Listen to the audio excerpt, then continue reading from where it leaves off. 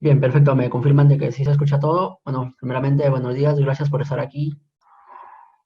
Vamos a ver un poco sobre las estaciones hidrométricas y al final veremos un poco sobre cómo se hace la transposición de información hidrométrica. ¿Sí? Bueno, este taller es parte de una invitación para impartir el diplomado de obras de hidrología para obras hidráulicas 2020.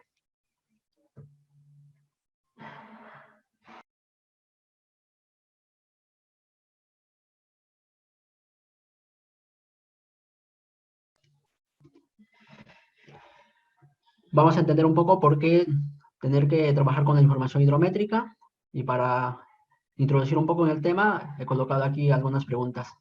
Lo primero que importa saber de qué información disponemos, dónde obtenemos los datos, si es que los datos son correctos o hay que corregirlos, qué periodo de datos tenemos, vamos a utilizar puntualmente o de manera continua estos datos y finalmente si, es que si se puede equipar la cuenca o la infraestructura hidráulica para disponer de más información.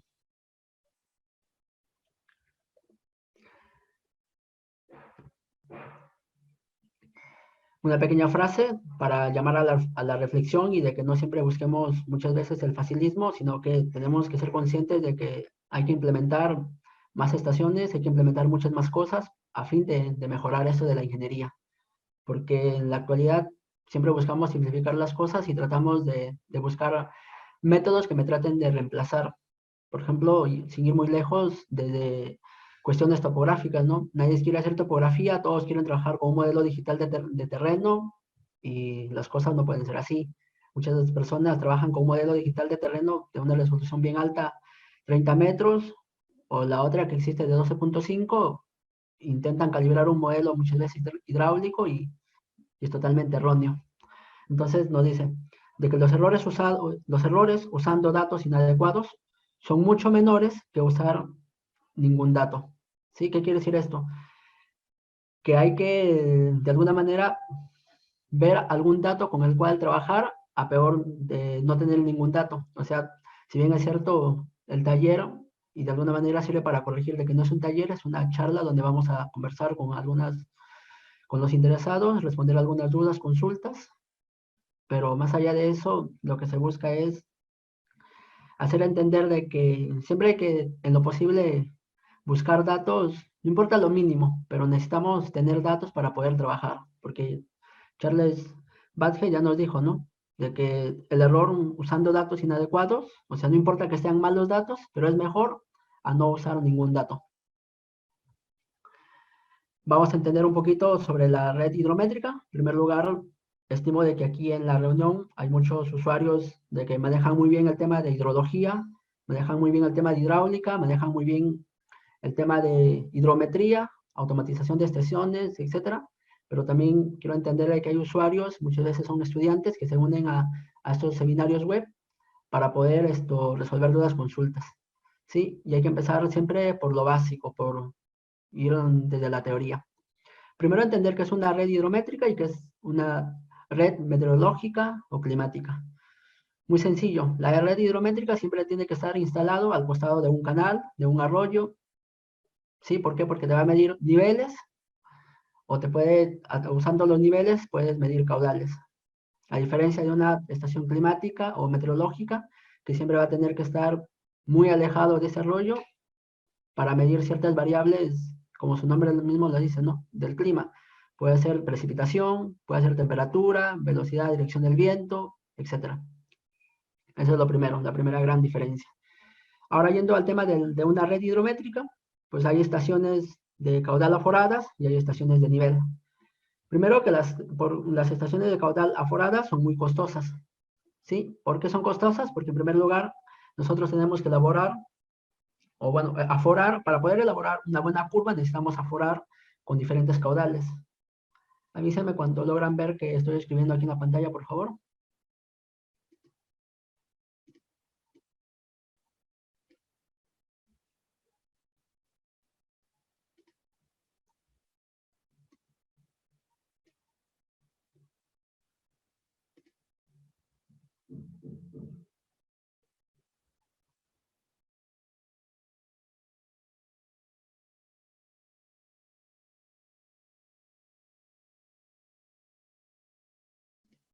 ¿Se logra ver mi pantalla?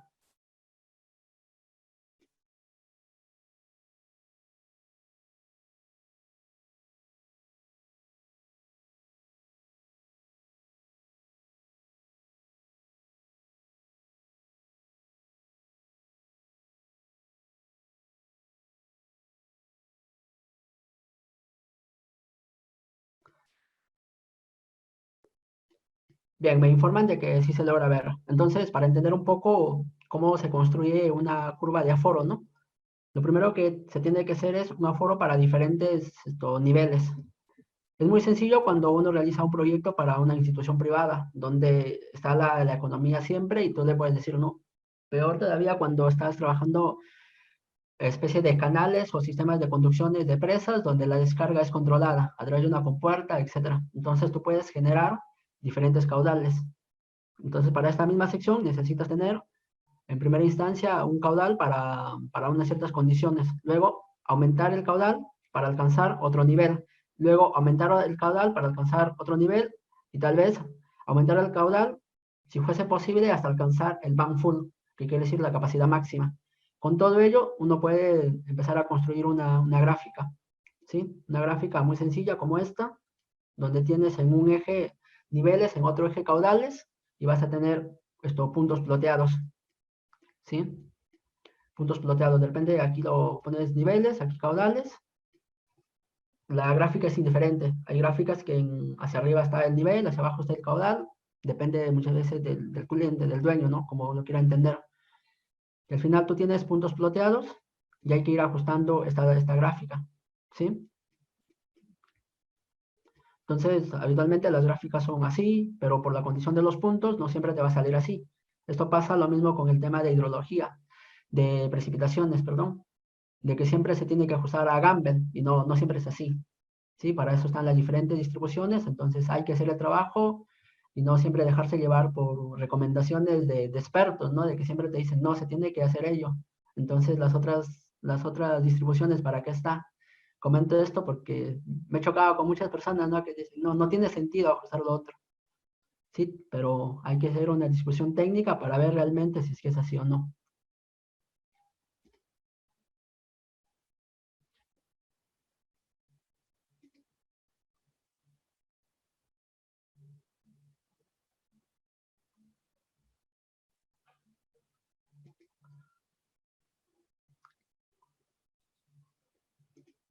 Consulta si es que se van a pasar el video, esto sí, tengo entendido que sí se va a proporcionar los materiales.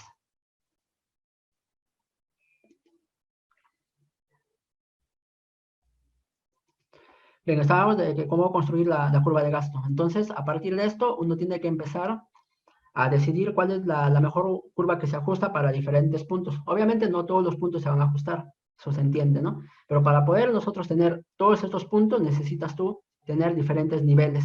Entonces, a partir de eso, ya puedes tener definida tu curva de aforo. Por lo tanto, hay que aforar todos los caudales para poder tener una curva de gasto. Pero no solamente queda ahí. Luego de eso, después de un cierto tiempo, hay que actualizar esta curva de gasto. Por X motivos, porque muchas veces en la zona donde se instaló la estación hidrométrica, pues llegó a una máxima avenida y terminó deteriorando la infraestructura o terminó socavando o habiendo una migración lateral por parte del cauce. Entonces se tiene que volver a actualizar.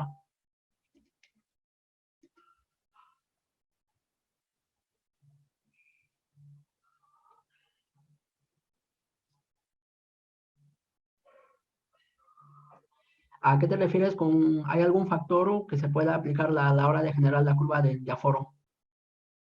No simplemente explotar los puntos y generar una línea de tendencia, puede ser log normal, parabólica, polinómica, o a qué se refiere con, hay algún factor que se puede aplicar a la hora de generar la curva de aforo.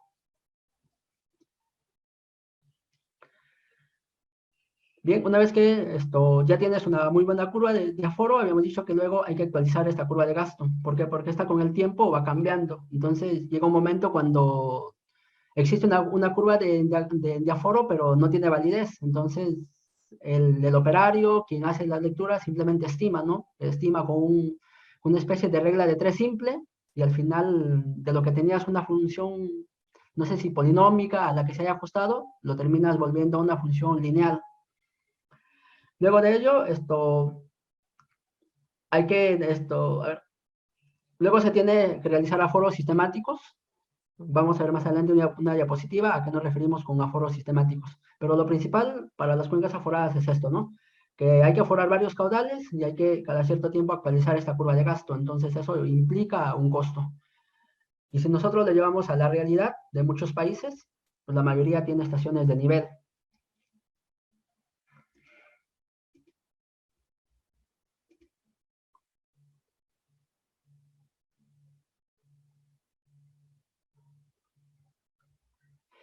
Consultan qué cantidad de datos se requiere para poder generar una curva. Pues, como te digo, depende mucho del estudio que tú estás realizando. Si tú estás construyendo una curva de descarga de repente para un canal o una conducción muy típico de los proyectos de Piura, por ejemplo, canales muy grandes que está, por ejemplo, Daniel Escobar, hay varios canales, Daniel Escobar, entonces esos son canales prismáticos, entonces de alguna manera puedes regular esos canales, ¿sí? Puedes generar 5, 6, 7 puntos de aforo, pero como te digo, esos puntos de aforo tienen que ser para niveles máximos y en lo posible niveles mínimos, ¿no? En lo posible pedirle al cliente que te proporcione los niveles de operación para poder generar en dicha curva. Consultan esto, cómo se afora. Bueno, vamos a ir viendo un poco más adelante. Ese es en cuanto al por qué son costosas las estaciones de aforo. Luego teníamos de que hay las estaciones de nivel, ¿no? Que pues en casi todo el país se tiene esto. Principalmente el país de Sudamérica, todas tienen estaciones de nivel. Luego vamos a ver formas de medición del caudal. Vamos a ir desde lo más, no sé si llamarlo lo más sofisticado, porque a lo mejor hay alguna otra tecnología que aún no conocemos por el mismo costo de que aquí no hay clientes o no hay instituciones que te puedan pagar. Entonces, lo que se tiende, por ejemplo, puede ser un radar, ¿no? Que te mide, que es la medida de distancia. Este radar podría estar ubicado aquí en la zona del puente, como podría estar ubicado en un brazo metálico, ¿sí? Si tú instalas este equipo, que es el radar, lo puedes instalar aquí en el puente. Y luego esto va a emitir los pulsos, ¿sí? Para medir. Entonces puede estar instalado en algún puente, si es que fuese un canal, de repente es muy corto, se coloca un puente temporal solamente para instalar el equipo, algún soporte, y muchas veces terminas instalando un brazo metálico, ¿no? De un costado o en una ribera, ya sea en el van derecho, van izquierdo, o margen derecho, margen izquierda, y proyectas para poder tener aquí tu sensor. Y no siempre se coloca un sensor, depende la magnitud, el ancho de que cuántos perfiles de velocidad tú quieres sacar. Sí, posiblemente termines colocando uno o tienes un cauce muy ancho y terminas colocando de repente dos o tres, ¿no? Y al final vas a trabajar con un promedio. O dividirlo por franjas en el caso de querer determinar caudales. ¿Sí? De repente esto te sale para una franja, esto para otra franja y con eso calculas la velocidad. Tienes aquí un caudal y con esta otra velocidad, otro caudal y otra velocidad y otro caudal, ¿no? Entonces, de alguna manera es más preciso, pero implica también mayor costo. Entonces, este sensor puede estar ubicado en el puente, como que puede estar ubicado en un brazo que está de un costado. Voy respondiendo si hay consultas.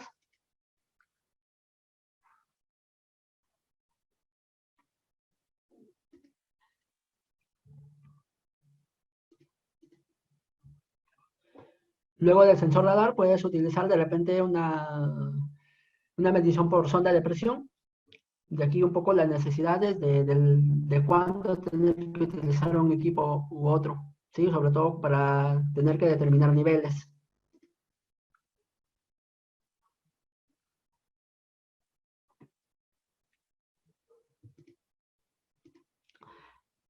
En el caso del radar, a ver, no entendí la consulta. En el caso del radar te va a medir velocidades, ¿sí? En realidad puede haber radar que te mide ambos, ¿sí? Velocidad o nivel. Bueno, aquí se tiene he colocado la imagen para ver la necesidad o más bien para mostrar un problema de que muchas veces tenemos y a veces aún estamos a tiempo de intentar corregirlo si es que aún se quiere seguir implementando datos o se quiere seguir teniendo datos. Por ejemplo, aquí para medir el nivel colocaron una regla graduada, ¿no? Aquí. Pero resulta de que aquí en esta zona hay bastante vegetación acuática. Entonces, esta vegetación acuática tiene una cierta altura y te dificulta medir aquí. Entonces no hay forma de que uno pueda medirlo. Aquí he colocado el zoom para que puedan ver aquí aparentemente marca esta altura, ¿no? Pero uno no sabe a exactitud a qué nivel está. Entonces para esto puedes utilizar una sonda de presión y medir de repente por carga, ¿no? Por carga de agua, ¿sí? Hay otros métodos como burbujeo que también te puede determinar el nivel. Entonces, cada una de las mediciones, si en algún momento te preguntas, ¿no? ¿Cuándo tengo que utilizar uno y cuándo tengo que utilizar otro? Va a depender mucho de las condiciones. Si es que es un río turbulento, ¿qué es lo que te interesa sacar? Y lo más importante, cada cuánto tiempo quieres tener datos. Porque tampoco es de llenarnos los datos y decir, bueno, que haya muchos datos. Sería genial que Senami o ANA, como vamos a ver más adelante, que disponen de información, te proporcione muchos datos. Ahora, también es un gran problema tener muchos datos, porque al final tienes que decidir con cuáles quedarte, ¿sí? ¿Dudas, consultas hasta aquí? ¿Me escuchan bien y todo lo demás?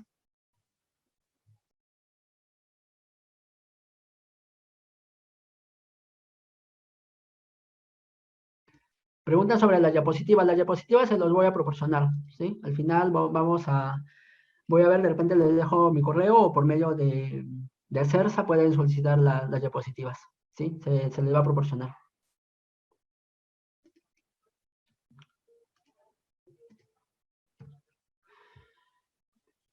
Entonces, haciendo un resumen, habíamos visto cómo medir mediante radar, cómo medir mediante sonda de presión, y lo otro, ¿no? Volvemos un poco a la realidad que siempre nos encontramos. Principalmente radar, sonda de presión, lo encuentras en proyectos de empresas privadas, ¿no? Llámese de repente algunas centrales hidroeléctricas, llámese algunas empresas mineras, eso vamos a encontrar de esa tecnología. Pero lo que siempre está al alcance y muchos de nosotros trabajamos para entidades del Estado, siempre vamos a tener casi niveles, ¿no? Una curva de descarga que se genera a partir de niveles. Lo típico que se tiene, por ejemplo, aquí es una regla. Muchas veces esta regla no siempre está así en buenas condiciones, que uno llega y empieza a leer. Muchas veces la regla está oxidada y siempre me pregunto, ¿no? El operario, ¿cómo hace la lectura? Ya se lo aprendió de memoria la numeración, los intervalos, porque no se ve nada, pero sin embargo el operario te da un valor, ¿sí?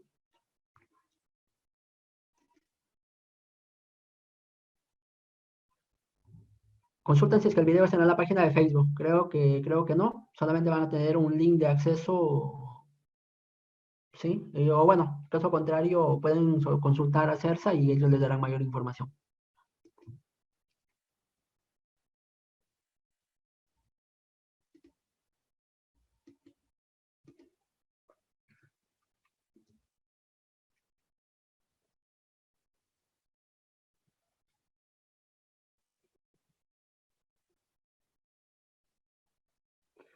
Me consultan si es que he visto la instalación de algún radar de forma inclinada y no vertical como la imagen que mostraste.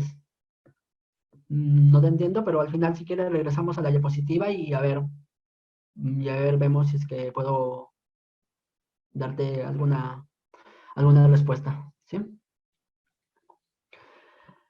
Entonces, seguíamos en esta parte donde se tiene estaciones de que no siempre está algo como esto, ¿no?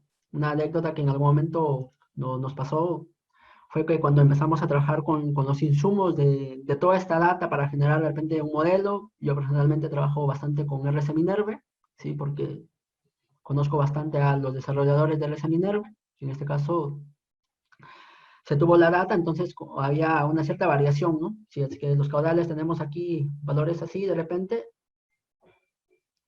y de un momento había un cambio abismal. Entonces se le preguntó, ¿no? Al usuario, bueno, en este caso no era dato hidrométrico, sino era dato para medir precipitación, era un pluviómetro, algo artesanal. Entonces le preguntamos al usuario, esta persona vivía por la zona de Chosica, la cuenca de Rímac, ¿no? Lima. Entonces ahí estaba instalado el pluviómetro, hacía las mediciones siempre y de un momento a otro cambió todo. O sea, los valores medidos eran muy diferentes. Y uno se empieza a preguntar ¿qué es lo que pasó, no? Y suena un poco a como un chiste, ¿no? Que alguien te puede contar lo que había pasado es que el usuario tenía vivía en la zona de la cuenca del Rímac, pero cada cierto tiempo viajaba a Huancayo. Y resulta de que como no había nadie quien se quede en casa, ya le habían dicho, te vamos a pagar por hacer las lecturas, pero tú tienes que hacer la lectura siempre, y él tenía que viajar, se lo llevó al pluviómetro y hizo las lecturas desde allá, ¿no? Entonces, un caso real que en algún momento pasó y puede pasar, ¿no? Entonces, pasa también de que encargas a alguien que te haga la lectura y esa persona predice, ¿no? Se va un lunes y te marca los datos para toda la semana. Y al final se vuelve un problema porque ¿cómo puedes predecir qué valores están bien o qué valores están mal?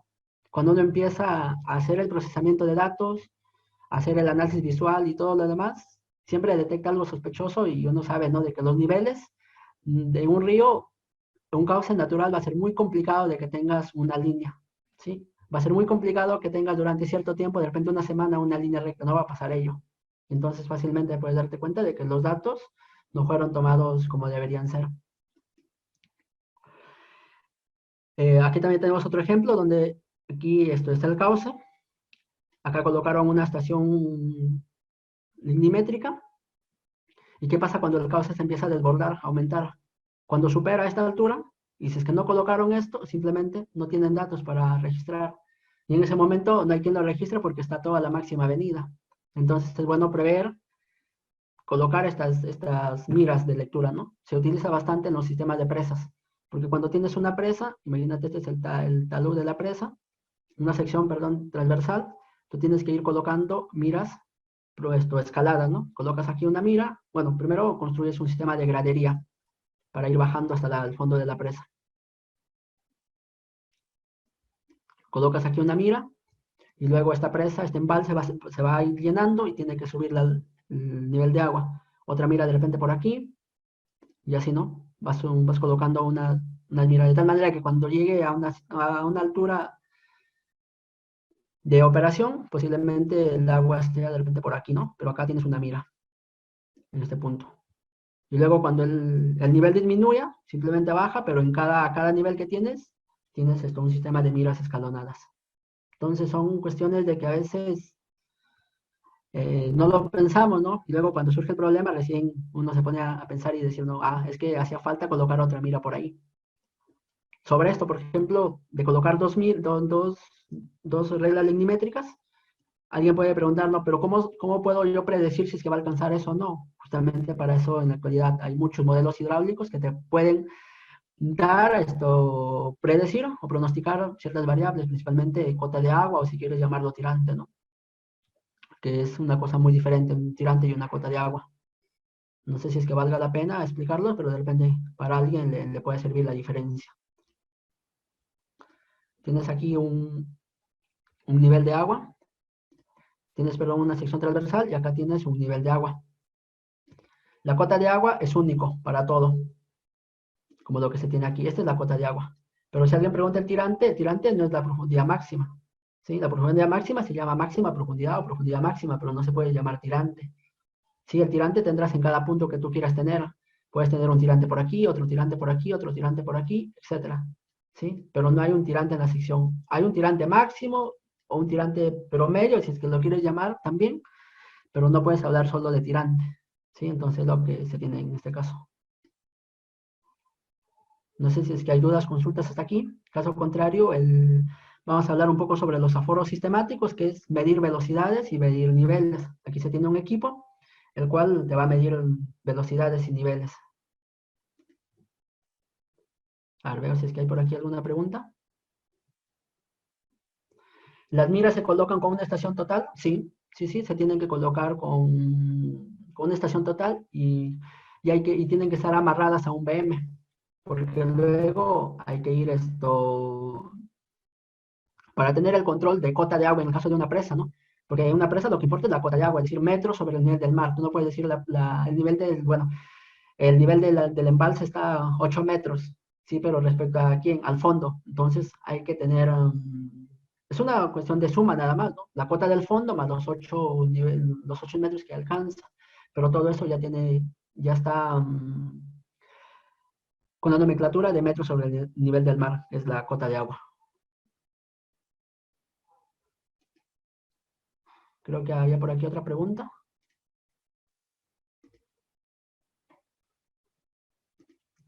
Bien, entonces ahora tenemos los aforos sistemáticos que consisten en determinar velocidades y niveles.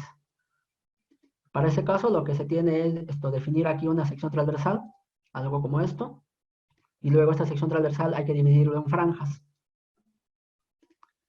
Depende de una franja, trazar aquí una cuerda, qué sé yo, y luego empezar a dividir esto por franjas. Depende de una franja por aquí, franja 1, franja 2, franja 3.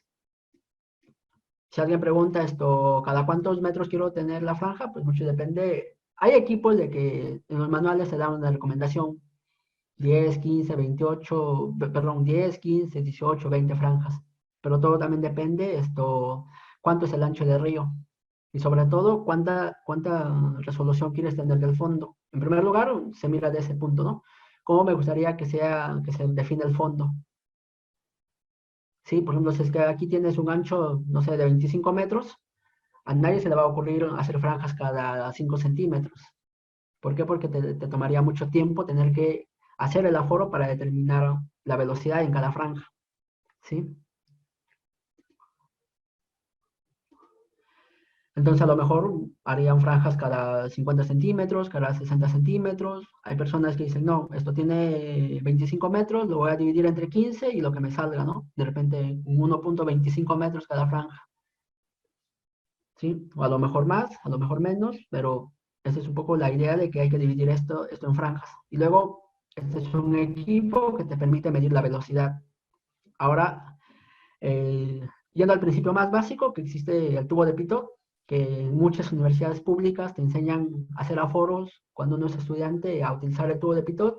Pues bueno, ya cuando eres profesional vas escalando y vas conociendo nuevos equipos, nuevas metodologías, ¿no? Pero si queremos ir hasta lo más rudimentario que hay, existe un equipo que se llama el tubo de Pitot, ¿no? Que es como una L invertida, algo así. Lo que hace el flujo empieza a ingresar por esta parte y luego este flujo va a alcanzar aquí una altura. Voy a suponer una altura h. Luego, por carga de velocidad, yo voy a determinar que la velocidad es igual, perdón, este h es igual a velocidad al cuadrado sobre 2 veces la gravedad. Si yo conozco el h medido, lo multiplico por 2 veces la gravedad y a todo eso le saco la raíz cuadrada, me estoy quedando con la velocidad, con una velocidad. Ahora, cuando tienes una franja, y igual, ¿no? Depende del equipo. Hay equipos que te dicen, para una profundidad, no sé, pues de 60, 70 centímetros, puedes hacer una sola medición. O de repente 40, 45 centímetros de altura, puedes hacer una sola medición. Caso contrario, tienes que manejarlo por porcentaje de la profundidad. ¿A qué me refiero con porcentaje de la profundidad? Tú colocas tu equipo aquí y vas a medir una profundidad. ¿Sí? Vamos a suponer que esta profundidad sea de repente 1 metro. Es 1 metro y tú ves las especificaciones del equipo y te dice que si es mayor a 80 centímetros tienes que hacer dos mediciones. Y esas mediciones se hacen porcentajes. ¿Sí? Habitualmente son 20-80%. Hay otras de que te hacen, lo dividen en 3, pero las más comunes son de 20 y 80% que tú puedes elegir. ¿Y por qué 20 y 80%? Porque esto tiene sentido. Si es que uno ve el perfil, ¿cómo es el perfil de velocidades en un río? El perfil de velocidades es algo como esto. Voy a colocar que aquí es el río. ¿Sí? Aquí se está dando bueno, aquí está el lecho del río. Y por acá tengo yo el perfil de velocidades de un río. Es algo como esto. ¿Sí? ¿Y por qué es algo como esto? Porque aquí está la velocidad, perdón. ¿Sí? En este sentido va la velocidad. Y aquí en el fondo hay una fricción. Y al haber una fricción, lo que hace es que disminuye las velocidades. Por lo tanto, aquí vemos que los valores son menores. Es decir, hay una fuerza que se opone. Y lo mismo pasa aquí en la parte superior. Pero aquí, comparando la pérdida que hay entre la parte superior con el fondo, en la parte superior es menor, porque la única fricción que se podría haber es la tensión del viento, ¿no? Por efecto del viento. ¿Sí? Entonces, al final nos damos cuenta que dónde está ubicada la máxima velocidad, aproximadamente está por aquí. ¿Y por qué sacamos al 20 y al 80%? Por una sencilla razón de que si uno considera esto la profundidad total, lo que le importa es sacar una velocidad promedio. Y la velocidad promedio, ¿cómo lo puedes determinar? Considerando el valor máximo, que estaría acá, por eso sacas aquí más o menos al 20%, también depende de dónde lo quieras medir, ¿no? Si lo quieres medir de arriba hacia abajo o de abajo hacia arriba, ¿sí? Pero aquí te va a dar esto, no es problema cuando tú tienes esto, dos mediciones. ¿Por qué? Porque al momento de procesar, igual te va a poder dar el resultado, ¿no? Pero si quisieras considerarlo de arriba hacia abajo, acá tienes el 20% de H, mientras que por aquí vas a tener, en este caso sería el 80% de H. Con esto te aseguras de hacer la lectura para ese perfil de la máxima velocidad y de la mínima velocidad. Y si alguien pregunta esto, ¿y por qué no hago la medición en el punto más bajo? ¿Por qué? Porque si es un río que está llevando sedimentos o algún material de arrastre, simplemente te va a golpear el sensor del equipo y malogras desde el equipo, ¿no? Esa es una. La otra de que puede haber mucho movimiento y perturba el sensor. Entonces, las medidas que te está dando no es del todo cierto, no es del todo correcto, no son del todo válidas. Por lo tanto, se sacan medidas a un punto del 20% y a un punto del 80%. Eso es en cuanto al equipo. Ahora voy a ver si es que hay algunas dudas o consultas.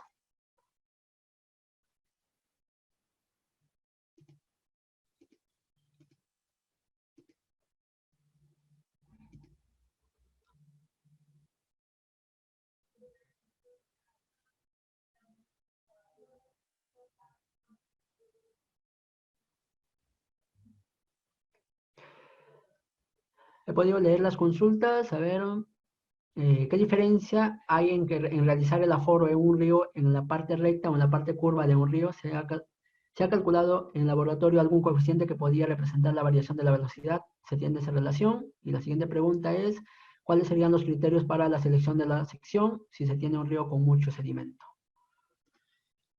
Lo primero, a ver, vamos a ver, vamos a borrar los gráficos. Ahora voy a ver si en la siguiente diapositiva hay un espacio mejor detallado. Sí, yo creo que aquí se puede hacer un poco mejor.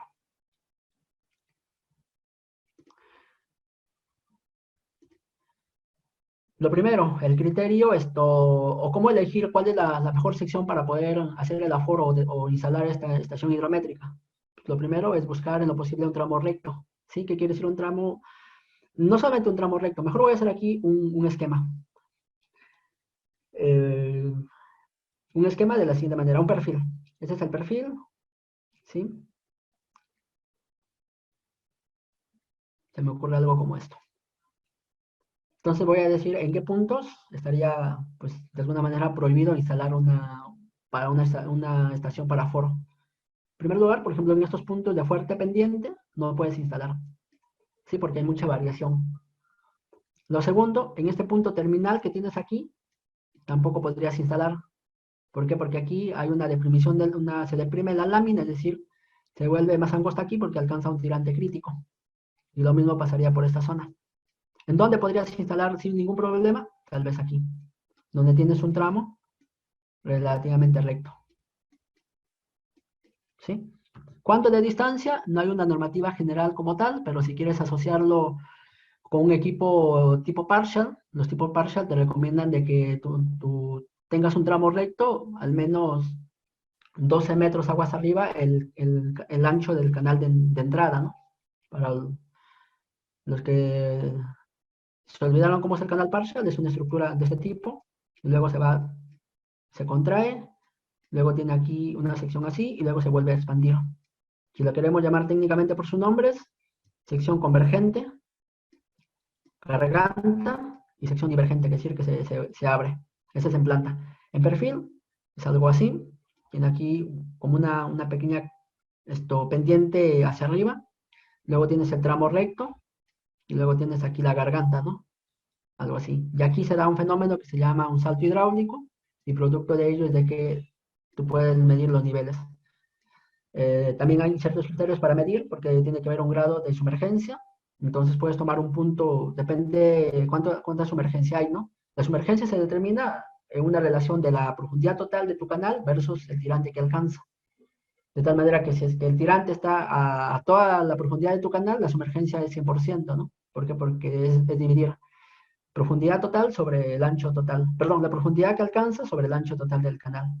Entonces, en función de esto, de un cierto porcentaje, por ejemplo, hay criterios del 60% que te dicen que si es menor del 60% es suficiente con tomar un dato aquí, aguas arriba. Y si la sumergencia es mayor, hay que tomar otro dato, de repente por aquí, para hacer la especie de corrección. Ahora, respondiendo sobre las preguntas, ya dije, ¿no? Tiene que ser en un tramo recto. ¿Por qué no podría ser en un tramo curvo? En un tramo de curvo no hay forma de corregir las velocidades, ¿sí? A menos de que tú tengas que elegir, no sé, pues si el tramo es así, y si tú haces el aforo aquí, vas a tener, en un lado tienes mayor velocidades que en el otro lado. Por lo tanto, no es del todo cierto porque lo que intentas promediar aquí no está haciendo de forma correcta, ¿no? ¿Por qué? Porque en un lado vas a tomar una cierta cantidad de aforos y entiendo que en el otro igual. Y cuando tú intentas hacer el promedio, no es lo que estás esperando, porque a lo mejor tendrías que hacer en la zona de mayor velocidad, ¿sí? Tendrías que hacer mayores puntos de aforo de repente.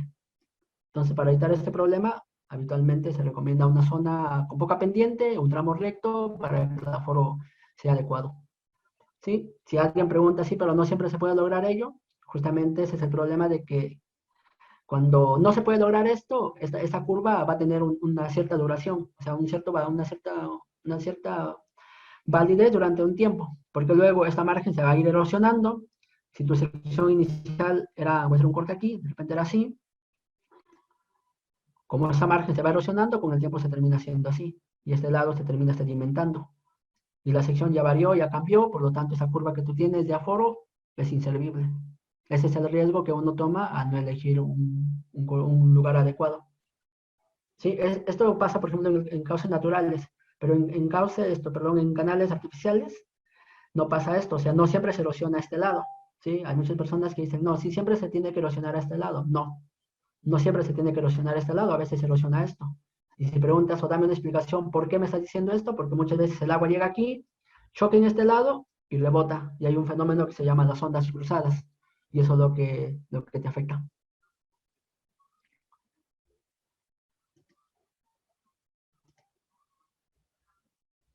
¿Dudas, consultas hasta aquí? Si es que no hay dudas o consultas, todo esto, ya vimos la regla minimétrica, bueno, principalmente este equipo lo haces, pero en niveles bajos, ¿no?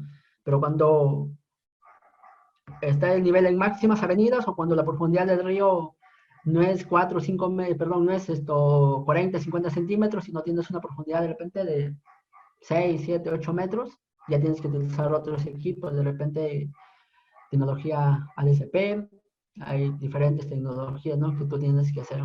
Y muchas veces ya no solamente movilizar, sobre todo cuando se trata de una máxima avenida, ¿no? Muchas veces no es factible colocar aquí el correntómetro y empezar a arrastrarlo, ¿no? Entonces hay que construir de repente el sistema del carro guaro y todo lo demás. Como hemos ido desde lo más sofisticado, llamémoslo así, hasta lo más tradicional, ¿no? Esto es lo más tradicional que existe. Y hablábamos de las estaciones de nivel sobre los lechos de ríos cambiantes, y eso pasa mucho, por eso que actualmente, bueno, creo que ya se terminó, pero salió un paquete de proyectos que se llamaba reconstrucción de estaciones hidrométricas, donde tenías que evaluar si después de este fenómeno del niño que hubo, la estación ha sido afectada, y si es que en caso haya sido afectada, pues volver a rehabilitar esa estación y tener que proponer estructuras de protección, ¿no? Llámese una defensa ribereña. Igual, como les digo, es muy complicado tener que explicar cada cosa que hay porque cada proyecto es diferente. Y si es que les preguntan aquí, pues de alguna manera les podré responder, ¿no? Pero hay varias cosas. Lo que pasa cuando instalas una estación en un canal con mucha turbulencia, ¿sí? Descarga de una presa de repente, ¿no? No hay forma de instalarlo y esa es la única zona que se tiene que instalar. Lo que puedes hacer es construirte lo que se conoce un pozo tranquilizador o amortiguador, de tal manera que una especie de vasos comunicantes de este canal, traes agua por aquí y acá instalas fácilmente tu sensor y ya tienes ahí el nivel, ¿sí? Entonces, como les digo, cada proyecto ningún proyecto es control C, control V, ¿sí? Cada proyecto tiene su particularidad y siempre hay que estar preparados para responder técnicamente, ¿no? Si es que alguien te dice, oye, ¿por qué utilizaste esto y por qué no el otro? Bueno, porque siempre he venido utilizando eso. Es que yo creo que no es la respuesta correcta decir ello, ¿no?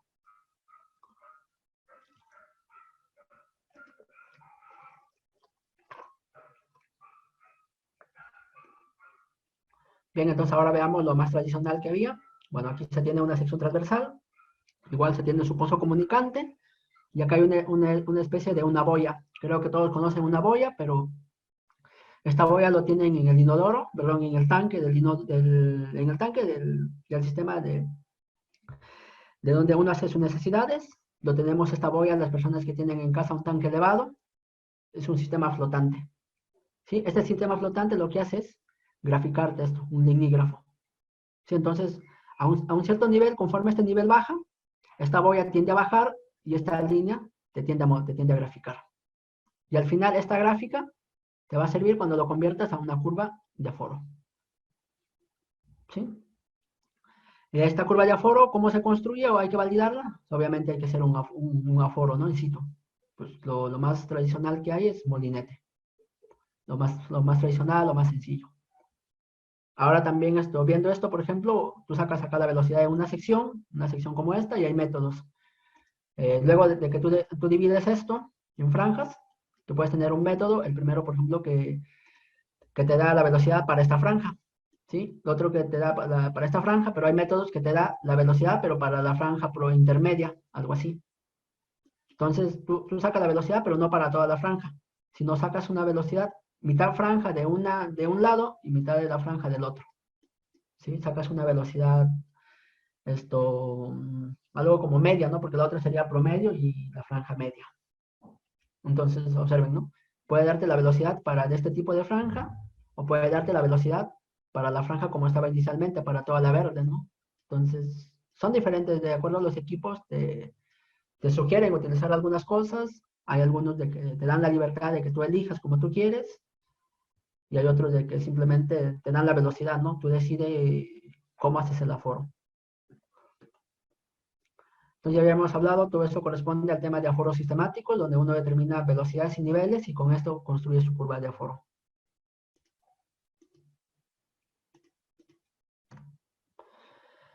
Y bueno, en algún momento alguien tiene pues el proyecto ideal, ¿no? Para instalar su estación de aforo. No siempre pasa esto, pero creo que son lo mejor que puede existir para poder determinar una curva de gasto. Donde tienes cerrado todo el cauce, tienes una estación prismática y donde puedes instalar tu sensor y determinar tu descarga controlada, ¿sí?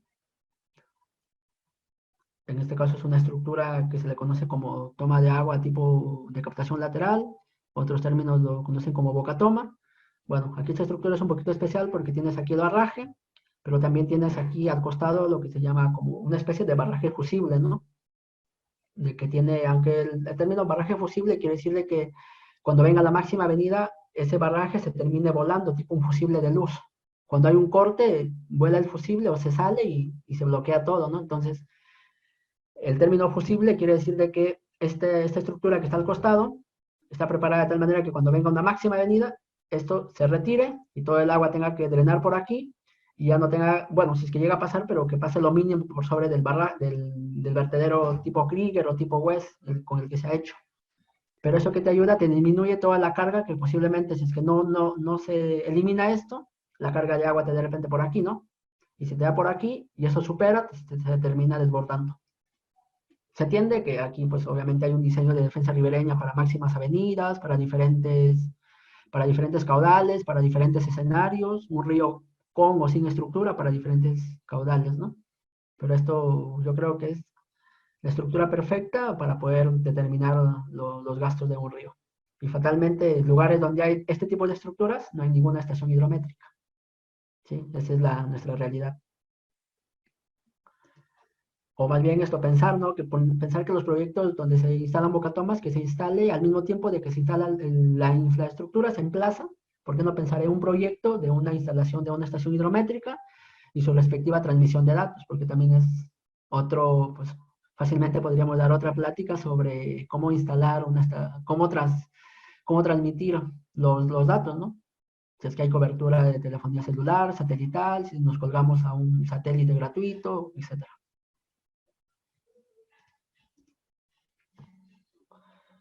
Y luego creo que muchos de aquí, pues estos ya tienen experiencia usando esto, de la hidrología, datos hidrométricos.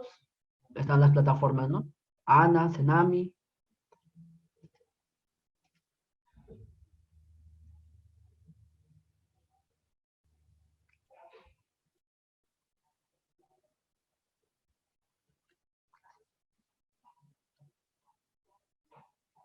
¿Qué diferencia sería colocar este barraje tipo fusible o una compuerta como barraje móvil? ¿Y en qué clase, según... a ver, voy a leer la pregunta, ¿sí?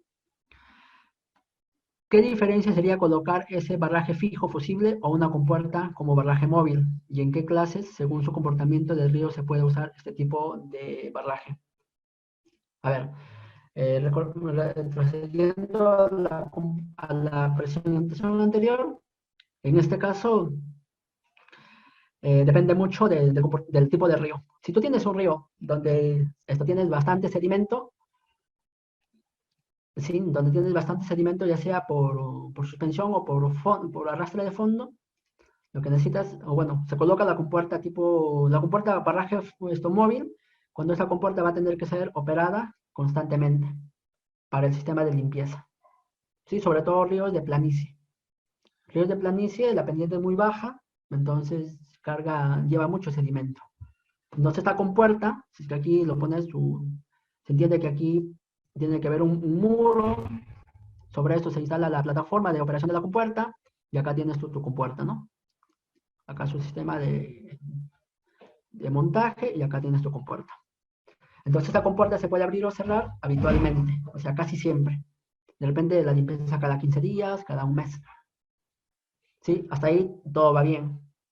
El problema es cuando se da la máxima avenida y tu compuerta no está diseñada desde un punto de vista estructural para soportar las fuerzas hidrostáticas.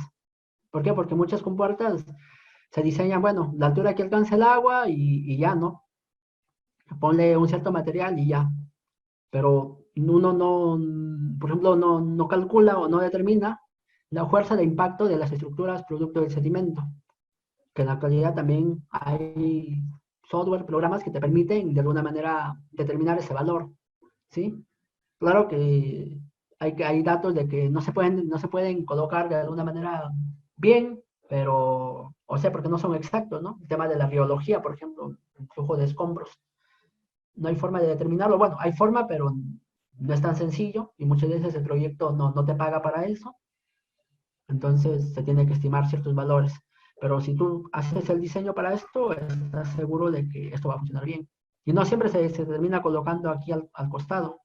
Muchas veces aquí en medio de la estructura se coloca tipo con puertas, ¿sí? Hay una bocatoma, no recuerdo, pero que está por Chiclayo, que pueden revisarla y que tiene ese tipo de estructura. Creo que la bocatoma La Pinta tiene una estructura un poco especial.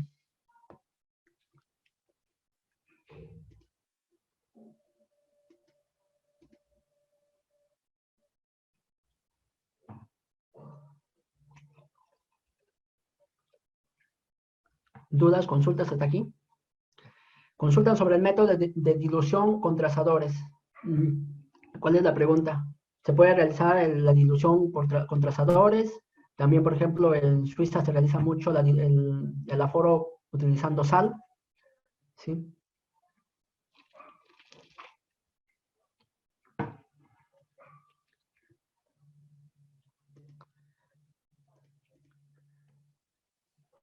Bueno, aquí está la plataforma del ANA. Bueno, todos somos conscientes de que la información hay que comprarla, ¿no? Para un proyecto siempre te van a pedir el anexo donde esté la información comprada.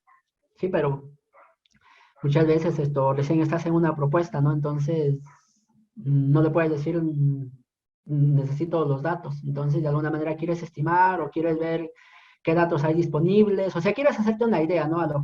Con lo que había dicho yo aquí al inicio. Los errores usando datos inadecuados son mucho menores que usar ningún dato. O sea, tú puedes tener de alguna manera estos datos. Obviamente estos datos son una data cruda que trabaja el LANA, el Cenami, ¿no? De sus portales web, ¿sí? Aunque en el caso del LANA es confiable, pero del Cenami no es que sea confiable, no es que no sea confiable, solo que cuando ellos te venden la información, no muchas veces es compatible con el tratamiento que tú le has dado a sus datos. Y eso no quiere decir que tú hiciste mal o ellos hicieron mal. ¿Por qué? Porque al momento de tomar una decisión, una misma persona puede tomar muchas decisiones. Sin ir muy lejos, tenemos un tramo, ¿sí? Tenemos de repente aquí, sin ir muy lejos, para que entiendan un poco, yo tengo aquí un tramo, ¿sí? Yo tengo un tramo y este tramo, todo el tramo es correcto para instalar un sensor. Alguien puede decir, yo lo instalo aquí, yo lo instalo por aquí, Más allá de las condiciones, vamos a suponer que todas las condiciones son estables, las márgenes son estables, la pendiente es casi uniforme, entonces cada uno tiene un cierto criterio para colocarlo aquí, ¿no? Entonces, al final, todo tu criterio ingenieril va a ser aceptado o rechazado por un revisor o un supervisor. Eso también es nuestra realidad aquí en el país, ¿no? De que muchos de los profesionales que son muy capaces, que te discuten técnicamente, en un cierto momento, pues simplemente hay que agachar la cabeza y decir, bueno, no, lo típico que hay aquí, ¿no? Es que lo está revisando un peso pesado. Fatalmente en nuestra realidad, esa persona tiene 60, 70 años, es muy bueno haciendo cosas, pero de repente se ha quedado con lo que en su momento fue su apogeo, sí, porque en su momento fue lo mejor que hubo, y eso también siempre valoro yo de los profesionales ya de una edad que sí, pues no, o sea, ya llevan años en proyectos. O sea, yo puedo ser muy bueno usando un software, qué sé yo, ¿no? Programando, usando R, Python, usando, no sé, diferentes herramientas, pero esa persona en su momento fue lo mejor que pudo tener. Entonces la idea es no criticarle su trabajo y tampoco esta persona que me critique mi trabajo, simplemente es tratar de dar la mejor solución al problema. O sea, me ha tocado estar con supervisores que te escuchan y te dicen, no, de alguna manera me equivoqué y esto se tiene que complementar así. Pero hay supervisores que simplemente dicen, no, no es así porque no es así. Pero ¿cuál es la observación? Bueno, tienes que revisar, pero simplemente te observan, esto no cumple, esto no cumple, esto no cumple. ¿Sí? A veces pasa eso, bueno, por muchas razones, ¿no? Creo que aquí hay muchos consultores y me darán la razón como quien dice, no, no, es que tienen que justificar su sueldo. A veces no saben ni por qué te han observado, pero hay que justificar el sueldo. Entonces tenemos aquí, bueno, aquí hay un portal libre que es el SNIP, aquí lo puedes encontrar, donde tienes ¿qué significa, no? El Sistema Nacional de Información de Recursos Hídricos. Luego puedes acceder a este mediante un usuario y una contraseña. Igual, como les voy a proporcionar el link, pueden hacer clic directo en el link y les va a abrir el hipervínculo. Si preguntas cuál es el usuario o la cuenta, en este caso te da aquí, ¿no? Te da consulta y consulta. Te dice que el usuario es consulta y la contraseña también es consulta. Luego de ahí hay pues ya es entrar a la página y empezar a descargar, ¿no? Aquí principalmente te puede dar precipitación, niveles, la información que uno desea. Y luego hay que hacer un procesamiento, habitualmente depende, ¿no? En el caso de los pluviómetros, te puede dar medidas a las 7 de la mañana y 7 de la noche, ¿sí? Porque ese es sus mediciones. Luego hay que corregir algunos coeficientes que recomienda la OMM, ¿sí? Para poder corregir esos valores, esa medición que hay. Y bueno, pues luego viene todo el tratamiento que existe, ¿no? Que un hidrólogo te puede decir, sí, determínalo esta como la estación índice para de repente hacer tendencias, completación y todo lo que hay que hacer, los pasos previos, igual, ¿no? Se van a eliminar algunos datos, se van a completar algunos datos. Entonces, de esas estaciones habitualmente no te dan datos continuos. Hay meses de que tiene toda la información, hay meses de que solamente tiene información por 10 días, hay meses de que solo tiene información por 5 días, por un día. Igual, ¿no? Viene criterios a que uno tiene que definir. ¿Realmente vale la pena, si solamente tiene 10 días, vale la pena que sea representativo para todo el mes eso? No puedes decir ni sí ni no, porque necesitamos tener toda la data, hacer un análisis visual y decir, no, a ver, ¿cómo se está comportando? Bueno, aquí hay una caída o aquí hay un pico. Sí, pero necesito saber investigar a qué se debe esa caída o ese pico. ¿Sí? No solamente decir, bueno, hay que eliminarlo esto y ya, de repente comparar, no sé, de repente hubo un aluvión y eso hizo que incremente el nivel. Entonces, si tú lo eliminas, simplemente estás utilizando un dato que crees de que esto es anormal, lo estás eliminando. Entonces, yo creo que siempre hay que mirar y ver, ¿no?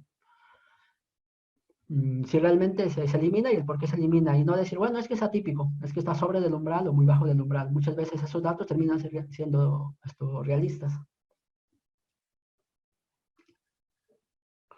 Luego tienen Cenami, que también tienen esto para entrar a descargar su información. Esto era lo que les decía, ¿no? Cómo se descarga esta información se compra, pero uno puede ingresar a hacer clic sobre cada estación y te puede dar cierta información. Hay ciertas incompatibilidades entre los datos que te vende Cenami firmados y sellados con lo que tiene en la web. Sí, me ha tocado a mí en alguna oportunidad tener que enviar un correo a Cenami indicándole, ¿no? En tu página web me das una ubicación y en la hoja que tú me proporcionas o tú me vendes me das otro valor, otra indicación. ¿Sí? Entonces esto, pues sí, hay errores, nadie es perfecto, entonces simplemente es ponernos de acuerdo, ¿no? Con esto tampoco critico que las personas que trabajan en el Cenami no tienen la capacidad, ¿no? Simplemente son errores que suele pasar, ¿no? De repente la persona que digitalizó copió mal el dato, pero eso aclarando, enviando un correo o conversando, al final se llega a una conclusión y se corrige, ¿no? O sea, aquí no se trata de un tema de que yo como consultor tengo la razón y la institución está súper mal. No, yo creo que tenemos que ser un poco más, recibir más feedback, ¿no? Bueno, conversar, dialogar y no solamente decir, bueno, yo soy el que lo conozco todo y todo me tienes que preguntar a mí o yo siempre tengo la razón. No sé si es que hay alguna duda o consultas aquí. Me pidieron que regrese al link del Cenami para que anoten la página web.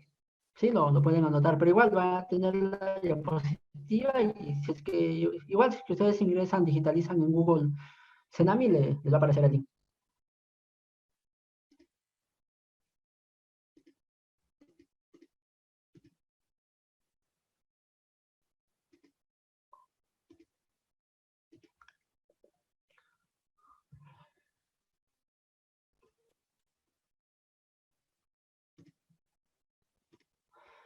Eh, Esa es la información que yo tengo. A lo mejor no está actualizada, pero hay un documento, es el que está ahí. Lo pueden leer del doctor Wilson Suárez. Él escribe un documento donde se da de alguna manera recomendaciones te da algunos, o sea, hace una recapitulación de todo lo que ha sido el avance de la modernización hidrológica, ¿no? En nuestro país. Avanza de esto, hace un historial de cómo se ha ido implementando.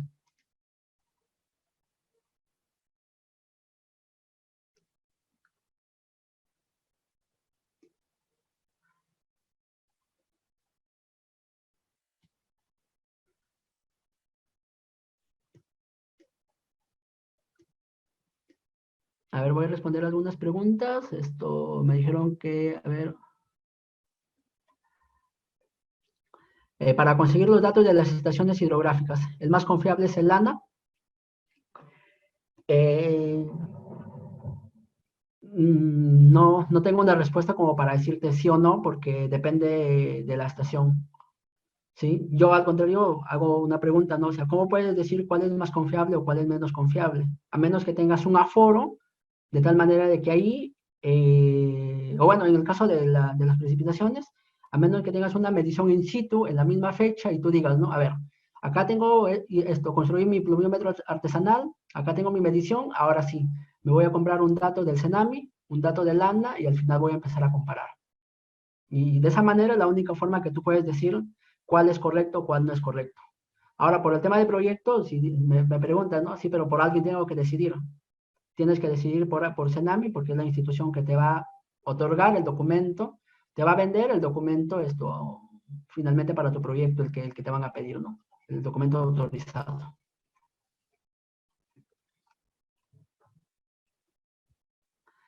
¿Por qué la página de Lana tiene a veces más estaciones que la página de Cenami meteorológicas?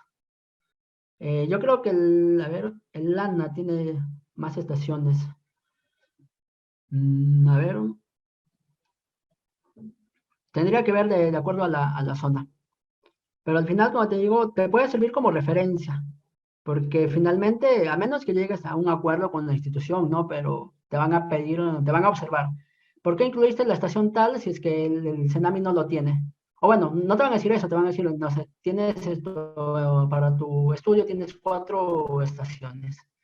De las 4 estaciones, solamente 3 tienes información del Cenami, has comprado tus hojas. De la otra estación, no has podido conseguir los datos porque un amigo trabaja de repente para la empresa minera y te dio los datos, lo puedes conseguir porque Esto tienes un contacto de repente directo con alguien del Senami, te lo filtró los datos, qué sé yo. O sea, tienes los datos. Pero en el momento que tú presentas tu proyecto, tú tienes que entregar la hoja donde Senami te está vendiendo esos datos. Y si tú no tienes esa hoja, simplemente el consultor, perdón, el revisor, eso es lo que te va a observar. Porque uno cuando es revisor lo primero que hace es verificar los anexos. ¿Sí? Primerito uno verifica el anexo, a ver, sus datos, sus estaciones, su data hidrológica, sus anexos de hidrología, muy bien, acá están todos, sus anexos de hidráulica, bueno, sus resultados, sus ploteos y los planos. Ok, una vez que he revisado todo eso, recién me voy a analizar todo. A ver, esto, no sé, en el estudio hidrológico dice que la altura media de la cuenca es 3.800, pero como ya revisé el plano y el plano dice de repente 3.008. Mi primera observación, definir cuál es la altura definitiva, lo que dice la memoria o lo que dice el plano. Entonces son cositas así, ¿no? Que al final se van a dar cuenta de que no tienes la hoja del Senami y te van a decir, esto no tienes esta información, por lo tanto, ¿por qué incluye esto? Justifique por qué ha incluido esta estación. Y ahora tú tienes que demostrar de que esos datos son verdaderos. Y ahí viene el problema de cómo tú le demuestras, a menos que tengas un documento de que alguien te lo está garantizando que esos datos son verdaderos.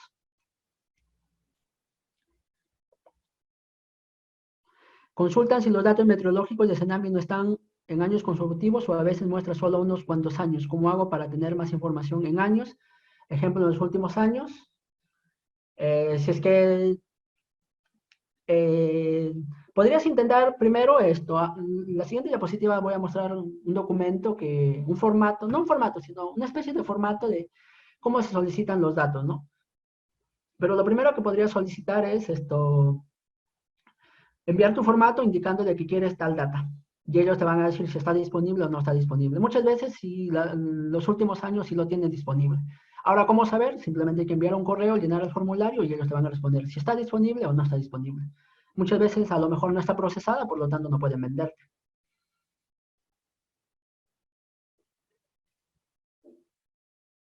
En los últimos 20 años, no entendí la pregunta. Bueno,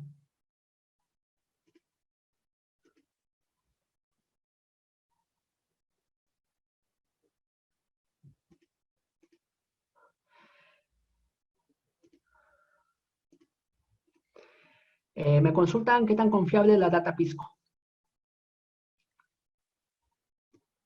¿Qué tan confiable es la data Pisco? A ver, es un tema que muchos investigadores siempre están discutiendo, debatiendo, y va por un tema de que, en primer lugar, yo me pongo en la posición de la institución que soy Senami, y si me preguntas a mí que trabajo en el Senami, te voy a decir, es confiable, pero tiene ciertas, no, esto se puede utilizar para ciertas cosas, pero tiene ciertas restricciones, ¿sí? Pero desde mi punto de vista, ¿qué es mejor a utilizar? ¿Un dato medido o algo que... No, desde mi punto de vista ¿qué es mejor? ¿Utilizar una interpolación que no tiene ninguna lógica, ningún sentido, o utilizar un pluviómetro para una cuenca que está muy alejada? ¿Hacer alguna especie de regionalización de repente como segunda opción o utilizar Pisco? Sí, entonces igual, son criterios que prefiero no responderlo, ¿no? Porque, como te digo, hay ocasiones de que sí es confiable o no es confiable y hay ocasiones de que no. Entonces todo depende de un fin. Si tú me dices para un fin específico, pues sí te puedo dar una respuesta, ¿no? Pero decirte qué tan confiable es un poco complicado porque depende mucho para qué lo quieres usar, ¿sí? Se entiende de que la data Pisco pues, ha sido elaborada en base a los datos de lluvia, ¿no? Se está considerado, pero son datos puntuales. Entonces, hay zonas donde está de alguna manera interpolada. Entonces, puede darte un buen resultado, como que no puede darte un buen resultado. Y a esto con lo que llamo al tema de la reflexión es que la ingeniería es eso, ¿sí? Para todos los participantes la ingeniería es eso. O sea, ya está bien, aprendiste, si eres muy bueno haciendo una cierta cosa, pero no te quedes en ello. Siempre aumenta y sigue habiendo, ¿sí? O sea, hay que seguir en este mundo de aprendizaje. No solamente uno puede quedarse en algo y cerrarse, ¿no? Y decir, bueno, es que siempre se utilizó esto. Tengo amigos de que siempre utilizan método racional. Tienes una cuenca grande y te dicen, ¿no? Esto, divídela en partecitas pequeñitas y aplica racional y ya está. Y al final es entregar, ¿no? Entregar el proyecto y cobrar y ya. Yo desde mi punto de vista tengo otra percepción de la ingeniería. La ingeniería es hacer ingeniería. No es buscar una plantilla, no es buscar una hoja de cálculo y decir, ¿no? Oye, ¿tienes una hoja de cálculo de diseño de una bocatoma? Sí, acá tengo ya, bueno, voy a colocar mis datos y ya está, ¿no? Verifico que la longitud de la poza cumpla una cierta longitud y ya. Sí, pero ya hay herramientas computacionales. Puedes hacer tu diseño, verificarlo mediante un modelo, en este caso sería un modelo 2D, ¿no? Ya hay herramientas. Entonces yo invito a que cambiemos esto. Cambiemos esto y yo estoy seguro de que vamos a tener mejores resultados como profesionales, vamos a tener mejores honorarios cuando tú llegues a trabajar, ¿sí? ¿Por qué? Porque yo estoy seguro de que no es lo mismo recibir un honorario o que lo pagues a una persona de que diseñó una estructura simplemente usando una hoja de cálculo, a que lo pagues a otra persona que al menos elaboró su hoja de cálculo, utilizó alguna herramienta y de alguna manera te dice, oye, mira, aquí hay una pequeña discusión porque no sé, el vertedero lateral no me convence el diseño, aquí hay algo. O sea, hacer un análisis, ¿no? Y todo eso pasa cuando uno tiene bien asentados los fundamentos teóricos, ¿sí? Porque si no, cuesta mucho más tiempo entender todo. Si tengo una data de 30 años, sin embargo, hay interrupciones de datos por 5 años, colapso en los últimos 10 años, ¿cómo cubro ese vacío para hacer mis proyecciones? A ver, vuelvo a repetir la pregunta. Si tengo una data de 30 años, sin embargo, hay interrupción de datos por 5 años de, lo- de los últimos 10 años, ¿cómo cubro ese vacío para hacer mis proyecciones? Tendrías que hacer un análisis primero para ver, ¿sí? De repente ver el tema de las tendencias, hay varias metodologías para las tendencias. Si quieres, al final te comparto mi correo y te puedo ayudar de forma más puntual, ¿no? Hay varios métodos para análisis de tendencias, completación de datos, etcétera.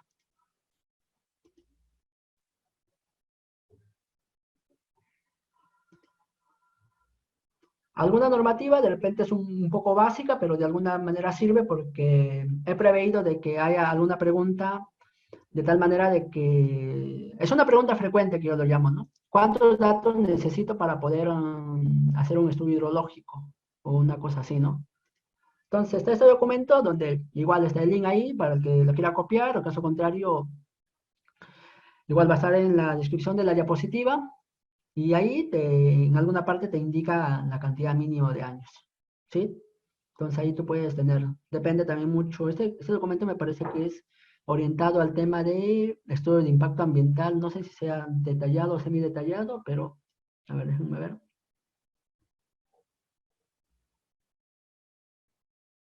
Solamente he copiado aquí algunos títulos, ¿no? Por ejemplo, como cuáles son las cosas para permiso de uso de agua, para disponibilidad hídrica, aprovechamiento hídrico, ¿sí?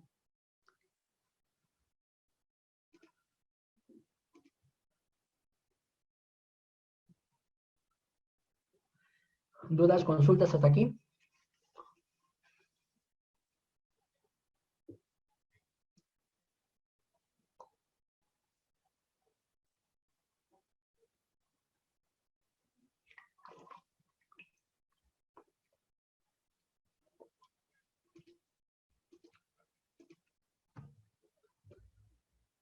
Y aquí hay esto, un pequeño formato, como más o menos esto tienes que solicitar la información, ¿no? En este caso es información meteorológica. Es un formato que ellos te proporcionan donde tú tienes que llenar datos de, en este caso, la estación, nombre de la estación, ubicación de la estación. Y aquí nada más ya tú puedes aprovechar, por ejemplo, para ver si es que tu estación está, si tienen las mismas coordenadas, ¿no? Si estas coordenadas que tú estás solicitando, podrías, por ejemplo, ahí mismo indicar, ¿no? Tengo estas estaciones y lo primero que quiero es verificar si la ubicación de estas estaciones coincide con lo que ellos tienen. ¿Por qué? Porque tú lo has sacado de su página web posiblemente, aunque creo que hay liberado un shape de estaciones. No sé si es que todos tengan el shape liberado de las estaciones completas, porque hay una del 2010, creo, hay una base de datos, ¿no? Donde tienes estaciones, tienes cuencas hasta el orden 7, creo, u 8, ¿sí? Hay un shape que todas las personas, la mayoría lo tienen, ¿no? Pero hay otro sharing un poco más actualizado donde es producto del trabajo de muchas personas, ¿no? Hay muchas personas que han colaborado y no sé si es que todos tengan acceso a esa información, ¿no? Hay información, por ejemplo, ya descargada de todas las estaciones hidrométricas, ya hay esa información. Y bueno, acá lo que indica son los datos principales de una estación, ¿no? Distrito, provincia, departamento, altitud, ubicación geográfica. Ojo con esto, que es ubicación geográfica, no son ubicaciones proyectadas en UTM. Luego indicar el parámetro, ¿sí? Bueno, será 1, 2, 3 parámetros. Periodo del que tú quieres tener la data. Y bueno, este documento te responden ellos en base a un formato. Y te van diciendo, ¿no? Para este periodo de 5 años, a ver, no sé cuánto dividan, cuánto llega para 5 años, para esta precipitación máxima, este es el costo. ¿Sí? A ver, déjenme ver, son algo de 20, 50, algo de 40 soles, creo, ¿no? Por año. 4 por 5, 200, sí. Alrededor de 40, 42 soles por año. ¿Sí? Al menos para esta estación, ese es el costo. De repente para otra estación tiene otro costo, ¿sí?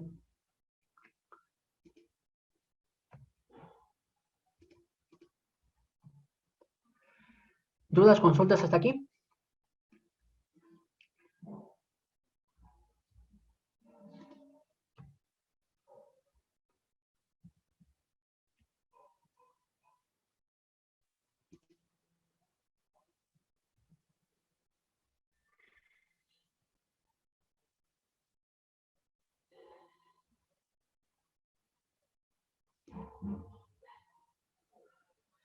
Preguntan esto, ¿cuál sería más recomendable trabajar?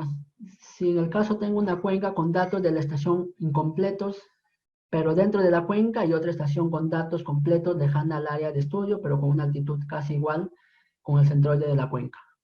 No entendí mucho tu pregunta.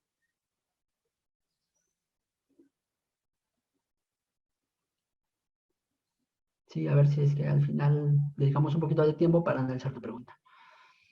Y luego viene la transposición de información, que principalmente hay un profesional que escribió la similitud de sistemas hidrológicos, ¿sí? Aquí igual está el link para que puedan ingresar y revisarlo, ¿sí? Y se fundamenta en la modelización física, es decir, en la modelización hidráulica. Los modelos hidráulicos, bueno, primero que toda obra hidráulica, y eso es pensando un poco en el diplomado que se va a dictar, ¿sí? Es que toda obra, para poder instalar una obra hidráulica, lo primero, por ejemplo, aquí está, no sé, el río, y aquí está mi estructura de captación. Para colocar esta obra, mínimo tiene que haber dos, dos estudios. Uno, el estudio de la disponibilidad hídrica, y otro, el estudio de caudales de diseño. ¿Sí? Eso es lo primero. Eso es por la parte de hidrología. Por la parte de hidráulica, si bien es cierto, hay formulaciones para este diseño de esta obra hidráulica, pero también instituciones, sobre todo instituciones universitarias, o ciertas instituciones, como es el caso, por ejemplo, de grandes centrales hidroeléctricas que tienen un gran capital, ellos contratan a alguien que te construya un modelo físico. Y un modelo físico simplemente es llevar la obra de tu obra que tienes un momento, es llevar la obra que tú tienes en campo, que se llama prototipo. ¿Sí? Vamos a analizar esta pequeña obra. Un momento, a ver. Es llevar esta obra que tú tienes en campo, que a esto se le llama prototipo, llevarlo a un laboratorio. A un laboratorio se va a escalar y se va a ver bien pequeñita, ¿no? Acá está el ancho de tu río. Y acá tienes tu estructura. Y hay que construir el modelo físico. A esto se le llama modelo físico, al pequeñito, al que tienes en el laboratorio, mientras que en campo se llama prototipo. Eso es desde el término de hidráulica, pero a lo mejor aquí en la charla hay alguien de mecánica, y en mecánica y otras ciencias, el prototipo es la maqueta, ¿no? El ensayo. Y el modelo es lo real. Sí, de repente tengo, no sé, va a construir un maniquí. El modelo es la persona y el prototipo es el maniquí. En cambio, en conceptos de hidráulica, el modelo lo más pequeñito y el prototipo es la realidad. Para tener que hacer este modelo tienes que cumplir ciertas similitudes. Tienes la similitud, la más básica que todo modelo tiene que cumplir, geométrica, ¿sí? Ahora, ¿cómo determinas tú la similitud geométrica? Es decir, se llaman las escalas de líneas, ¿no? O sea, tu modelo que tú lo tienes, tu prototipo que lo tienes en campo, hay que escalarlo. Es cumplir esto, la similitud cinemática. Perdón, la primera es la geométrica. Luego es cumplir la similitud cinemática. Y cuando has cumplido la similitud geométrica y la cinemática, ya esto vas a tener que cumplir la similitud dinámica, que es la de fuerzas, ¿no? Entonces, para hablar un poquito sobre cómo trabaja esto, parte del análisis dimensional. Es decir, ya existen formulaciones para escalas, por ejemplo. Tienes la longitud de prototipo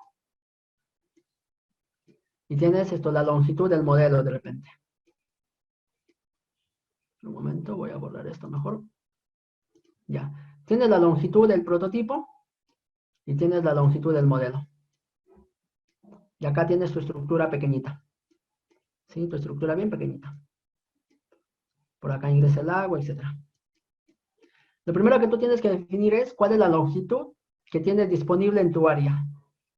¿Sí? Si un área, si esto de repente mide, voy a suponer 25 metros, y si es que yo lo hago a escala 1 en 10, en mi modelo tiene que medir 2.5. Entonces veo, si es que aquí tengo un ancho de 2.5, yo podría decir, ¿no? Si es que acá mi área de mi laboratorio, el patio de la institución donde estoy construyendo, si tiene de repente 5 metros de ancho, puede ser. Puede ser un buen indicativo de que la escala pueda quedar en 1 en 10. Pero paso al siguiente indicativo. Me voy a ver el tema de caudales. ¿Cuánto es el caudal que quiero modelar aquí? No sé, esto se me ocurre 800 metros cúbicos por segundo. Ahora eso hay que llevarlo a la escala. Hay que hacer una cierta escala. Caudal de prototipo versus el caudal del modelo. Creo que es igual a la longitud a las 5 medios, me parece. La relación de longitudes. No recuerdo si era 5 medios o 2/5, pero por ahí va. Esta relación que hay aquí sale a partir del análisis de Pi de Buckingham. Se llama el análisis dimensional. Si es que alguien lo quiere leer a detalle, se llama análisis dimensional. Pi de Buckingham. Entonces hay que ver esto, hay que llevarlo a escala, esto. Este caudal que habíamos dicho que va a ser 800, hay que llevarlo a escala. Y según mi escala, me resulta de que aquí yo necesito aproximadamente 200 litros por segundo. Viene la pregunta. ¿Tienes capacidad para hacer pasar por tu estructura 200 metros cúbicos por segundo, 200 litros por segundo?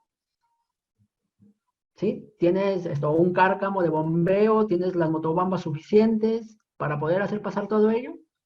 A lo mejor dices, no, esto no.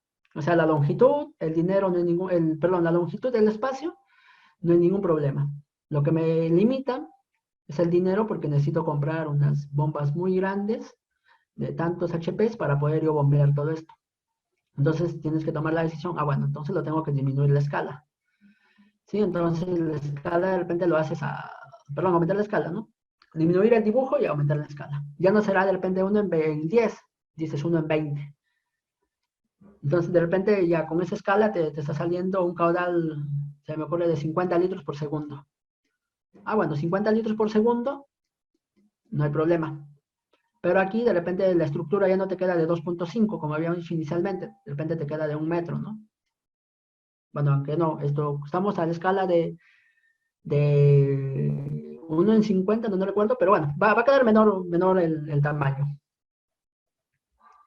Podría ser una alternativa de que sí llegues a ello, de que digas, bueno, está bien, he cumplido con la longitud, estoy cumpliendo con el caudal de descarga, tengo mis bombas suficientes para ello, sí. Viene la tercera pregunta. ¿Qué fenómeno te interesa medir? Que de repente aquí, no sé si se logra ver, pero aquí hay una combinación. Aquí hay una descarga, aquí hay una especie de un salto y de nuevo descarga aquí. No sé qué especie buscaba qué estructura es, pero pareciera que fuera un salto esquí. Entonces, si interesa de repente conocer cómo es el tirante aquí en esta parte, y vamos a ver, vamos a suponerle que cuando esto tienes ahí tu modelo y tú estimas, ¿no? Una pequeña aproximación, de repente ecuación de Manning y dices, a ver, ¿cuánto podría ser mi tirante ahí en la rápida de la estructura? Y resulta de que el tirante en la rápida de la estructura, no sé, pues te va a salir 3 milímetros a la escala. La pregunta es, ¿3 milímetros podrás medirlo? O mucho peor, con un cálculo haces y te va a salir, no sé, 2,75. La otra pregunta, ¿no? O sea, la dimensión que tú tienes no es lo suficiente. O sea, ya cumpliste con el caudal, cumpliste con la longitud, pero las dimensiones que tú quieres aquí medir no son dimensiones manejables. Estás hablando de la precisión de milímetros. Tendrás que tomar una decisión, ¿no? Bueno, al final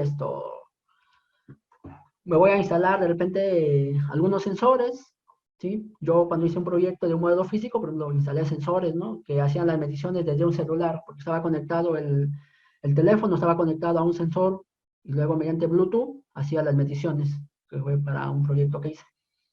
Entonces ahí tú decides, ¿no? Con cuál te quedas. Aunque muchas veces el ancho de la estructura no es el problema. El problema, ¿saben qué es? El problema es la longitud aguas arriba. ¿Cuántos metros tienes que considerar? Entonces a lo mejor disminuyes un poco, ¿sí? Disminuyes. No tienes capacidad para modelar todo aguas arriba, construir el modelo físico todo aguas arriba. Disminuyes. Aún no tienes espacio y quieres hacerlo el modelo grande, podrías disminuir mucho más aún, de repente hasta por aquí, pero aquí tú pones una especie de condiciones de frontera, es decir, aquí tú das tipo un modelo hidráulico, ¿no? Aquí tú le das un valor, qué tirante y qué velocidad. Es decir, a esto indicas condiciones de contorno para que tu estructura funcione. Y eso se utiliza casi cuando hacemos modelos 3D. No puedes construir en el modelo 3D tu bocatoma o tu puente y conectarlo con 1 kilómetro de topografía o medio kilómetro, ¿no? Habitualmente es algo puntual, entonces colocas un cierto, un cierto, un cierto tramo del dominio y aquí colocas el ingreso, ¿no? De caudal y de tirante o velocidad. Y son tus condiciones internas, tus condiciones iniciales para empezar a construir tu modelo. Algo parecido se hace aquí. Entonces, bajo este análisis de la similitud, que hemos hablado de la similitud geométrica, que es cumplir todas las dimensiones, tenemos la otra, la similitud cinemática, que es cumplir las velocidades, a escala obviamente, cumples la similitud dinámica, que es cumplir con la escala de fuerzas.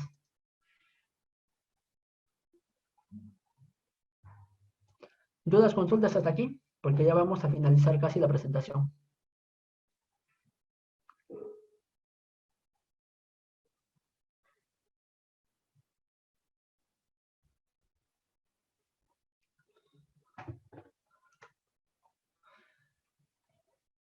Bien, vamos a continuar entonces. Y lo que habíamos dicho, ¿no? Todo este análisis que se hace de la modelización física de modelos hidráulicos de escala reducida, aunque no sé si el término correcto es escala reducida, porque al momento al decir escala ya están diciendo reducida, ¿no? Pero hay muchos autores, bibliografías que lo llaman así, modelos físicos de escala reducida. Entonces, bajo esa teoría de que se tienen todos los modelos, pues un profesional decidió esos mismos conceptos de la modelización física, utilizando el análisis dimensional, determinó algunos parámetros, ¿sí? Determinó algunos parámetros. Aquí ha determinado, por ejemplo, parámetro 1, parámetro 2, todos los parámetros, y acá tienen para determinar la similitud del sistema serológico. ¿Por qué? Porque estamos hablando de ciertas características iguales. Ya no hablamos, por ejemplo, de longitud igual, ¿no? De ancho, de lo que tienes en el prototipo y en el modelo, de que tienes que cumplir la misma velocidad, las mismas fuerzas. Acá tenemos otras similitudes, ¿sí? Esos son los parámetros adimensionales que se han determinado.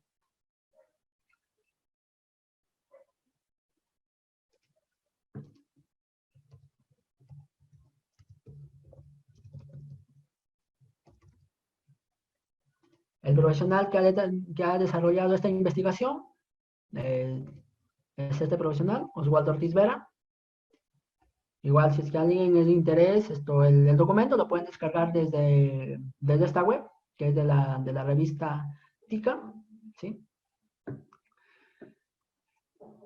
Y si es que alguien quiere tener un contacto directo, pues me puede escribir, ¿no? Al final esto, para proporcionarle su correo y puedan tener mayor información si ustedes lo desean. No sé si es que tengan alguna duda o consulta hasta aquí.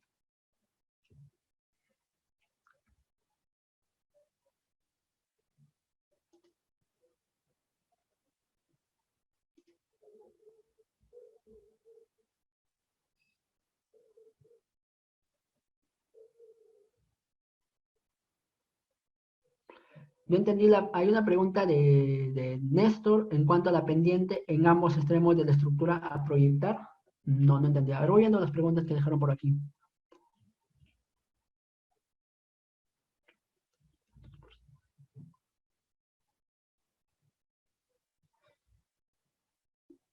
A Néstor ya le respondí la anterior.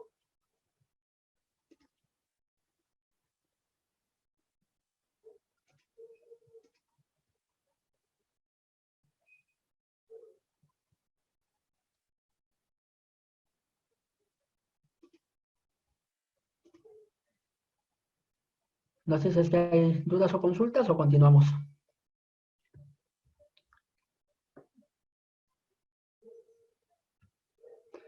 Bueno, en base a todo lo que se tiene aquí esto sobre la similitud de los sistemas hidrológicos, lo que hay que hacer, aquí hay una pequeña descripción, ¿sí? De una pequeña imagen, donde tú puedes, de forma resumida, los pasos, ¿no? Por eso les decía de que no es para hacer un taller, esta es una imagen de un tesista, ¿sí? No recuerdo el nombre, pero es de un tesista que ha desarrollado esta pequeña imagen y decidí incluirlo aquí porque me parece que de alguna manera resume o trata de explicar qué es lo que hay que hacer, ¿no? Lo primero, pues son parámetros geomorfológicos. Igual hay una discusión de si llamarlo geomorfológico o morfométrico. Luego es aplicar la similitud de los sistemas hidrológicos. Para aplicar la similitud necesitamos determinar estos parámetros, ¿sí?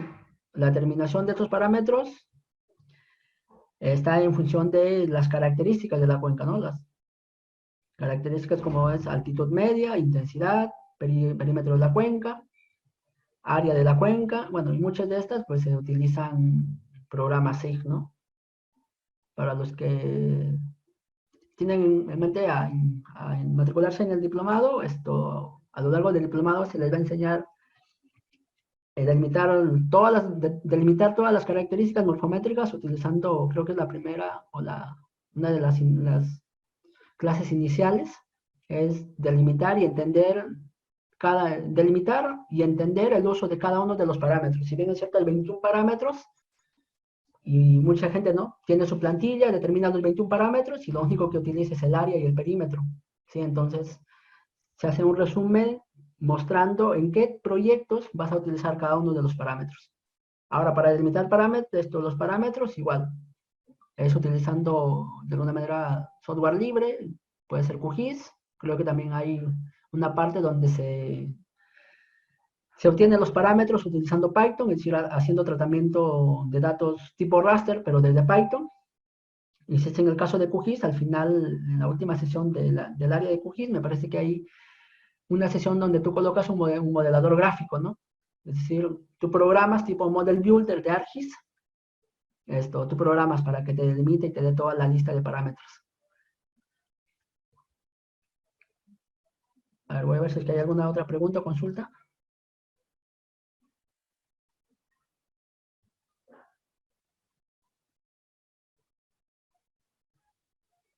El rendimiento hídrico respecto área y caudal aforado.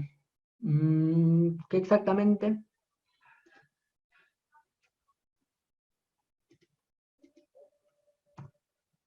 Sí, no sé si tienen dudas o consultas. Bueno, creo que aquí la mayoría es del área de hidrología, así es que, pues ya saben, ¿no? Hay que hacer saltos, tendencias, completación de datos. Igual hay las técnicas estadísticas, hay técnicas un poco más avanzadas. Entonces,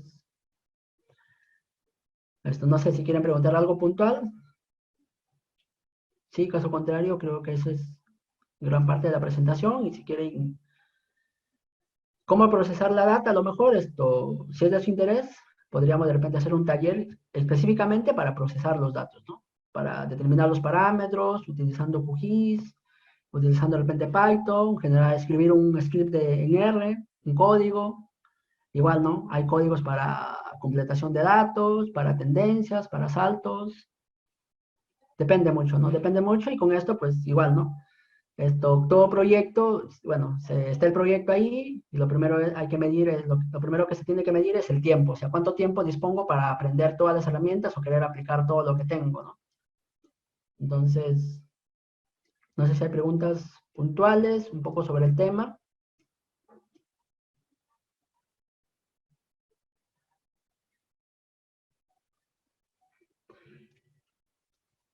A ver, veo por aquí por el chat qué es lo que dicen.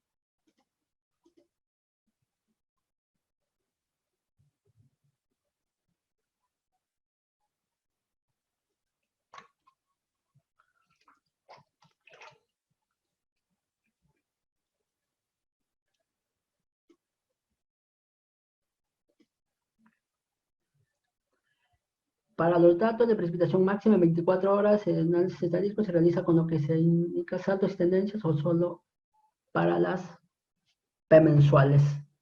Máxima de 24 horas. Sí, para las máximas de 24 horas.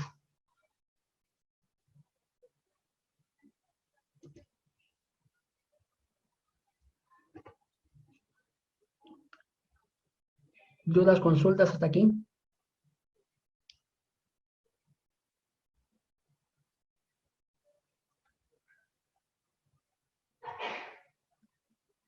Si quieren, esto podríamos hacer un taller. No sé si proponen temas, esto yo puedo agendar algunos de todo lo que hemos hablado, puedo agendar para que haga un taller, ¿no? Donde yo les proporcione datos y utilizando algunas herramientas, no sé, de repente completación de datos. Hay varias herramientas, ¿no? Que te ayudan. Está el Hidroesta, Hidronomón, perdón, para el ajuste.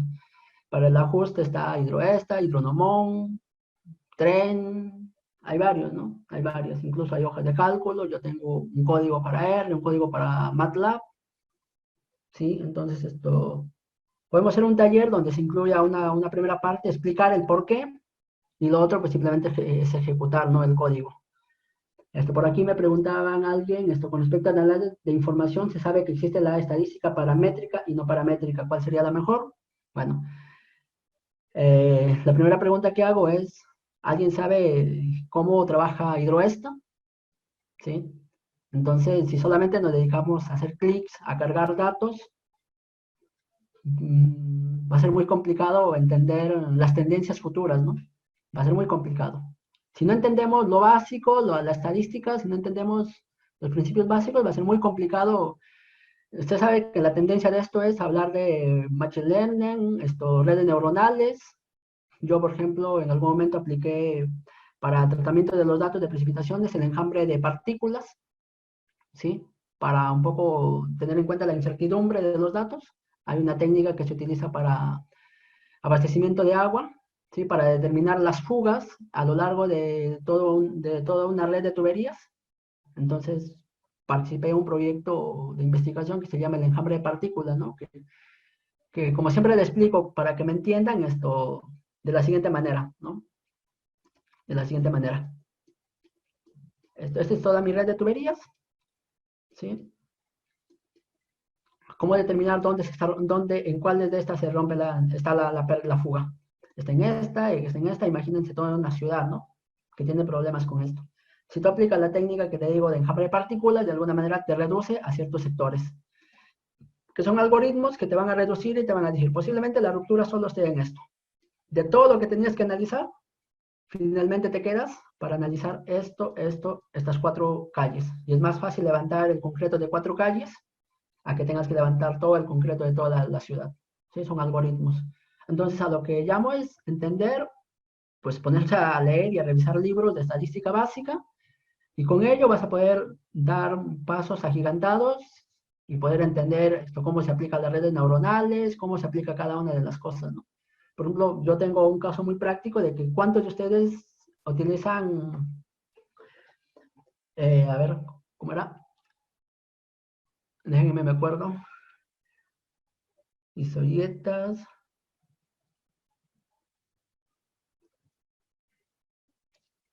¿Cuántos de ustedes utilizan polígonos de esto? ¿Cuál es la utilidad que le dan ustedes a los polígonos de Thyssen?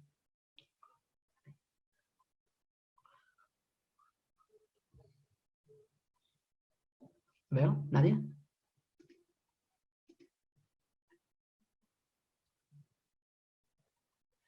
Han sugerido que se haga un taller sobre cómo realizar la similitud para transposición de datos, sería bueno. Sí, sí, sí, si quieren esto. Igual, la clase había sido, el título ha sido taller, ¿no? Pero igual, yo hice la demarcación al inicio de que no era un taller, era una charla porque me interesaba primero esto, que ustedes vean cómo se obtienen los datos, qué errores puede haber a lo largo de los datos, etcétera, ¿no? No solamente venir acá y traerte datos y decirte, ¿no? Traerte datos ya preparados y decirte, bueno, jala, conecta la carpeta tal a tu folder, jálate el archivo, haz clic aquí y este parámetro cambia, el otro déjalo por defecto y bueno, tenemos resultados y eso fue el taller. Si no, no me gusta dar ese tipo de talleres, entonces siempre me gusta hablar primero de la parte teórica, que la persona entienda, ¿no? De tal manera que cuando empiece a realizar el taller, diga, bueno, explicó de que tenemos que tener en cuenta esto y a ver, ¿cómo se tiene en cuenta ello? Si no, no hay forma esto de poder entender esto. Sí, porque un taller, para explicarte de la forma que les digo, de que yo les proporcione una carpeta de archivos y ustedes empiecen a cargar esto a ojos cerrados sin saber qué es lo que hay. Para eso subo un video tutorial en modo silencio y todo el mundo sigue el video tutorial sin saber ni por qué, ¿no? Entonces hay varios enfoques. Desde delimitar una cuenca, hay muchos, muchos enfoques que mucha gente simplemente carga su raster ArcGIS, Flow Duration, Flow Accumulation, Watershed, y tengo mis parámetros. Y realmente no es así. Hay que hacer un análisis, ¿sí? Por eso en algún momento con un amigo de Lana conversábamos, ¿no? ¿Qué pasaría si en algún momento sale una disposición por parte de Lana donde el estudio hidrológico debería estar dividido en dos partes? La primera parte que se llame conociendo mi cuenca y la segunda parte que se llame haciendo el tratamiento de los datos. Donde te tengas que ir a campo y tengas que identificar cada uno de los elementos que hay, cómo se comporta el sistema. Hay muchos programas de que en la actualidad te piden muchos datos, es cierto, pero si uno conoce su cuenca, podría de alguna manera estimar algunos datos, porque no todo puede ser de gabinete. Fatalmente, pues la consultoría todo es de gabinete, ¿no? Pero yo pienso de que los estudios hidrológicos, al menos los estudios hidrológicos deben tener dos componentes. Un componente que sea conociendo mi cuenca, ¿sí? Donde veas, a ver si es que la altitud media es lo que te está dando el DEM, veas varias cosas, y lo otro ya vendría a ser el tratamiento de los datos, ¿no? Lo típico que se hace. Pero no, un estudio hidrológico, siempre la parte introductoria de la cuenca o la descripción de la cuenca, ¿no? Bueno, mi cuenca tiene tal área, mi cuenca tiene esto, mi pendiente media es esto. Y si te preguntan, oye, ¿pero has estado en campo? No, todo lo he sacado de internet nada más. Imágenes de Google Earth y ya. Pero no creo que sea del todo cierto así, ¿no? Y bueno, sobre el taller, esto sí, yo creo que sí se puede realizar. Han pedido, a ver, un taller de regionalización para cuencas sin información. Sí, hay varias técnicas. Bueno, la regionalización es lo más habitual que se hace.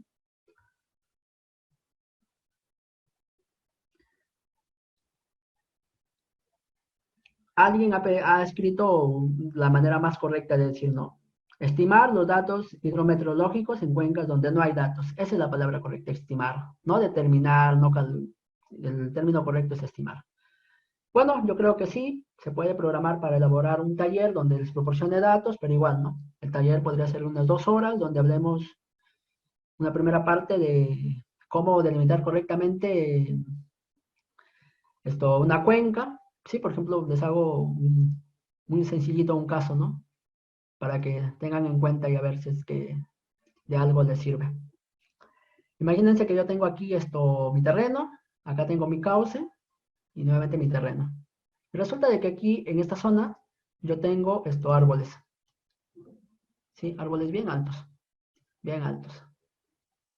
Y si tú solamente estás acostumbrado a hacer el flow duration, flow accumulation, es muy probable de que tu DEM, a su el DEM de 30 metros, este DEM, voy a suponer que es una montaña bien alta, ¿no? De árboles.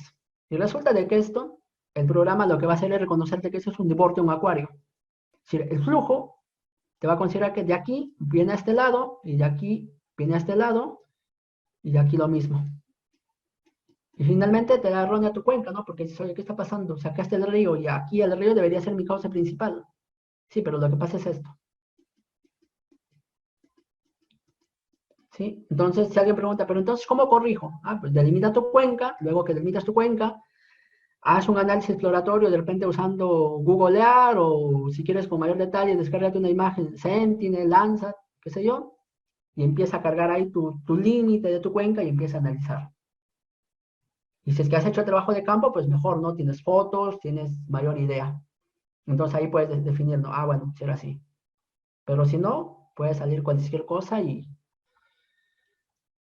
bueno, han pedido, bueno, he visto tres cosas aquí. Alguien ha comentado sobre influencia de las estaciones pluviométricas, sobre el uso de Thyssen. Yo los polígonos de Thyssen lo utilicé, no para ello, sino lo utilicé para determinar los vértices de una ciudad, de las calles. Tenía aquí la ciudad, estaban utilizando, haciendo catastro y necesitaban el eje de la calle, ¿sí? El eje de esta calle. Necesitaban el eje. Entonces yo utilicé los polígonos de Thyssen. Y cuando les presenté, se quedaron un poco sorprendidos, ¿no? Porque, oye, esa técnica no la utilizamos nosotros, nunca la hemos visto en catastro. Ah, es una técnica que se utiliza en hidrología. ¿Y cómo así se te ocurrió utilizarlo para aquí? ¿Por qué? Porque sé el concepto básico, sé cuál es la aplicación, y simplemente es echar a volar un poco la imaginación y vea a qué otros campos se aplica. ¿Sí? Es algo así. Bueno, si es que no hay datos o consultas, creo que voy a dar por terminada la sesión. Y si es que alguien tiene una pregunta que por X motivos no le he respondido, puede escribirlo aquí en el chat, ¿sí? Porque hay varias preguntas. Lo que pasa es que hay dos chats. Uno que me llega directo y otro que está aquí en la plataforma y posiblemente muchos tengan acceso a verlo. Y hay otro que está interno, entonces el interno he tratado de responder a todos o caso contrario, si tienen por aquí.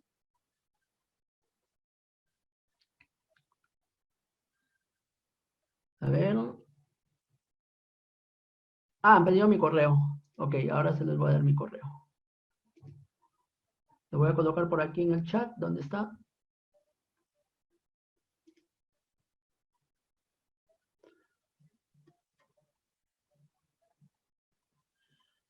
A ver, ¿dónde está esto? Ah, me informan de gerencia de que mi correo y mis datos se los van a proporcionar junto con la diapositiva. Ah, ya. Entonces no hay problema. No sé si es que tengan alguna duda o consulta y si es que no, esto... Igual les mencioné, ¿no? De que esto ha sido parte de un diplomado que se está aperturando, entonces si quieren preguntar sobre algunas cosas del diplomado, recibir información, pueden escribir a gerencia y si quieren conocer algunas otras herramientas que se van a utilizar, igual, ¿no? La idea de este diplomado es modelar algunas, bueno, generar caudales de diseño para algunas estructuras y en lo posible todas las estructuras que se generan sus caudales, modelarlo. Usando un modelo 1D, 2D, se puede realizar. ¿Sí? Todo informes, detalles, creo que les puede proporcionar la gerencia. Programas para el diplomado. Pueden solicitar la información, son 5 módulos, ¿sí? Son 5 módulos, sí, yo voy a impartir el diplomado.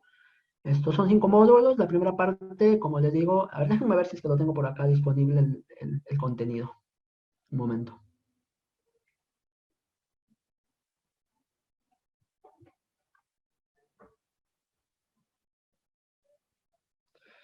Bien, sobre el diplomado, esto consta de 5 módulos, como les dije, ¿no? La primera es se ha considerado el título de Introducción a la Hidrología, donde principalmente se hace la descarga de diferentes fuentes de información y se delimita las cuencas, ¿no? Utilizando QGIS, utilizando Python, se delimita la cuenca.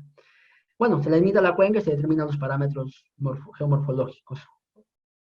La segunda unidad corresponde al tratamiento de los datos de lluvia. Sí, en ese caso, hablamos un poco sobre la medición de la lluvia, cómo se hace la medición en lluvia, de lluvia, o sea, cómo instalar un pluviómetro, qué problemas hay al momento de instalar un pluviómetro, porque no es lo mismo instalar un pluviómetro en la sierra, donde simplemente llueve, a instalarlo en la zona alto andina, donde aparte de llover, esto nieva, y se termina el pluviómetro llenando de nieve, o el caso del tanque de evaporación, ¿no?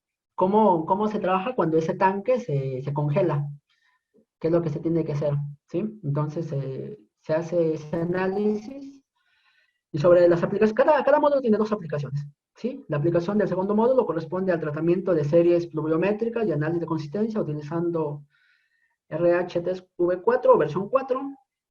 La aplicación del segundo módulo corresponde al trazo de isoyetas y polígonos de Thyssen, ¿sí? Utilizando igual QGIS. También la otra aplicación es corrección y completación de las series hidrológicas usando G4, creo que por ahí alguien preguntó. Luego viene el otro módulo que corresponde a obtención y tratamiento de los datos de caudales. Si no lo tienen, la información pueden solicitarlo a gerencia que les proporcione. En el módulo 3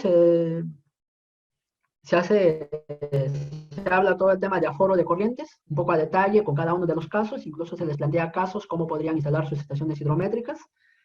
Se hace el análisis del hidrograma de una avenida, bueno, se habla de curvas de elevación gasto, cómo se calibra, cómo se elabora una curva de aforo. La aplicación es generación de caudales medios mensuales empleando el modelo Lux-Scholz y determinación. Y la otra es transferencia de información hidrométrica para estimación de volúmenes escurridos mensuales. Esa es la aplicación del módulo 3, del módulo 3. El módulo 4 corresponde al análisis estadístico. Se habla de las diferentes funciones de distribución de probabilidad. Se compara varios softwares, ¿sí? Para ver qué ofrece cada uno de ellos. Y se compara desde un punto de vista si es libre, si tiene un costo, cuánto cuesta. Lo segundo es qué tipo de datos, cómo importas a los datos. Si es que hay que importarlos desde un Excel, si solamente se importa de repente un formato de bloc de notas, separado por comas o por espacios. Y se evalúa las diferentes funciones de distribución que hay, ¿no? Los programas a utilizar, creo que está Hidroesta, Hidronomon, ACFit, no recuerdo otro, Tren, creo que esos son los que están. Se hace diagramas de diseño con datos de pluviógrafos, selección de estaciones, clasificación de tormentas por duración y las aplicaciones, ¿no? Construcción de curvas IDF a partir de datos de pluviómetros, usando los programas que les mencioné, ¿no? Hidronomon, Hidroesta, Excel, MATLAB. Luego se determina el dietograma de precipitación a partir de una información pluviográfica y construcción de curvas para estacionalidad de caudales. Y el último módulo corresponde a relación lluvia-escurrimiento, métodos empíricos, los diferentes métodos que hay de los hidrogramas, ¿no? Unitario instantáneo, unitario sintético. Y la aplicación es la estimación de gastos de diseño para el dimensionamiento de obras de cruce mediante métodos empíricos y software especializado, ¿no? Se determina el hidrograma de entrada de algunas alcantarillas, porque esa es la mayor aplicación que tiene, ¿no? Muchas personas trabajan en drenaje vial. Eso es lo que se tiene y de repente, como algo bonus, pues de repente ese hidrograma, meterlo a un modelo numérico, ¿no? Y a ver, modelarlo. Esa es una aplicación bonus que van a tener solo los que han estado aquí en el diplomado, que van a tener esa clase, cómo meter ese hidrograma para modelar. O sea, no solamente vas a determinar el gasto, sino también vas a ver cómo funcionaría, ¿no?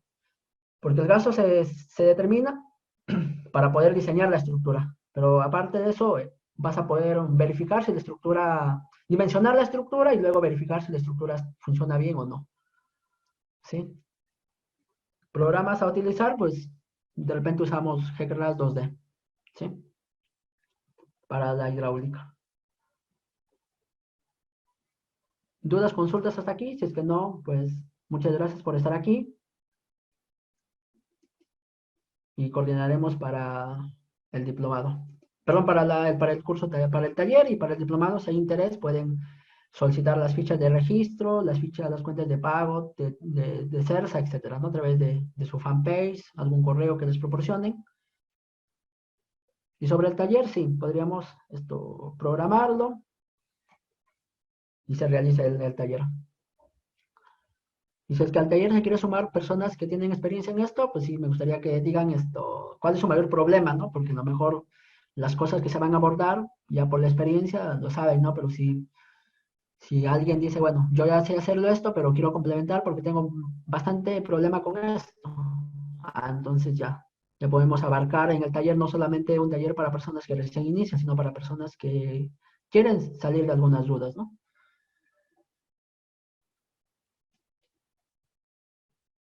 Bueno, si es que no hay ninguna duda o consulta, bueno, muchas gracias por estar aquí. Nos vemos.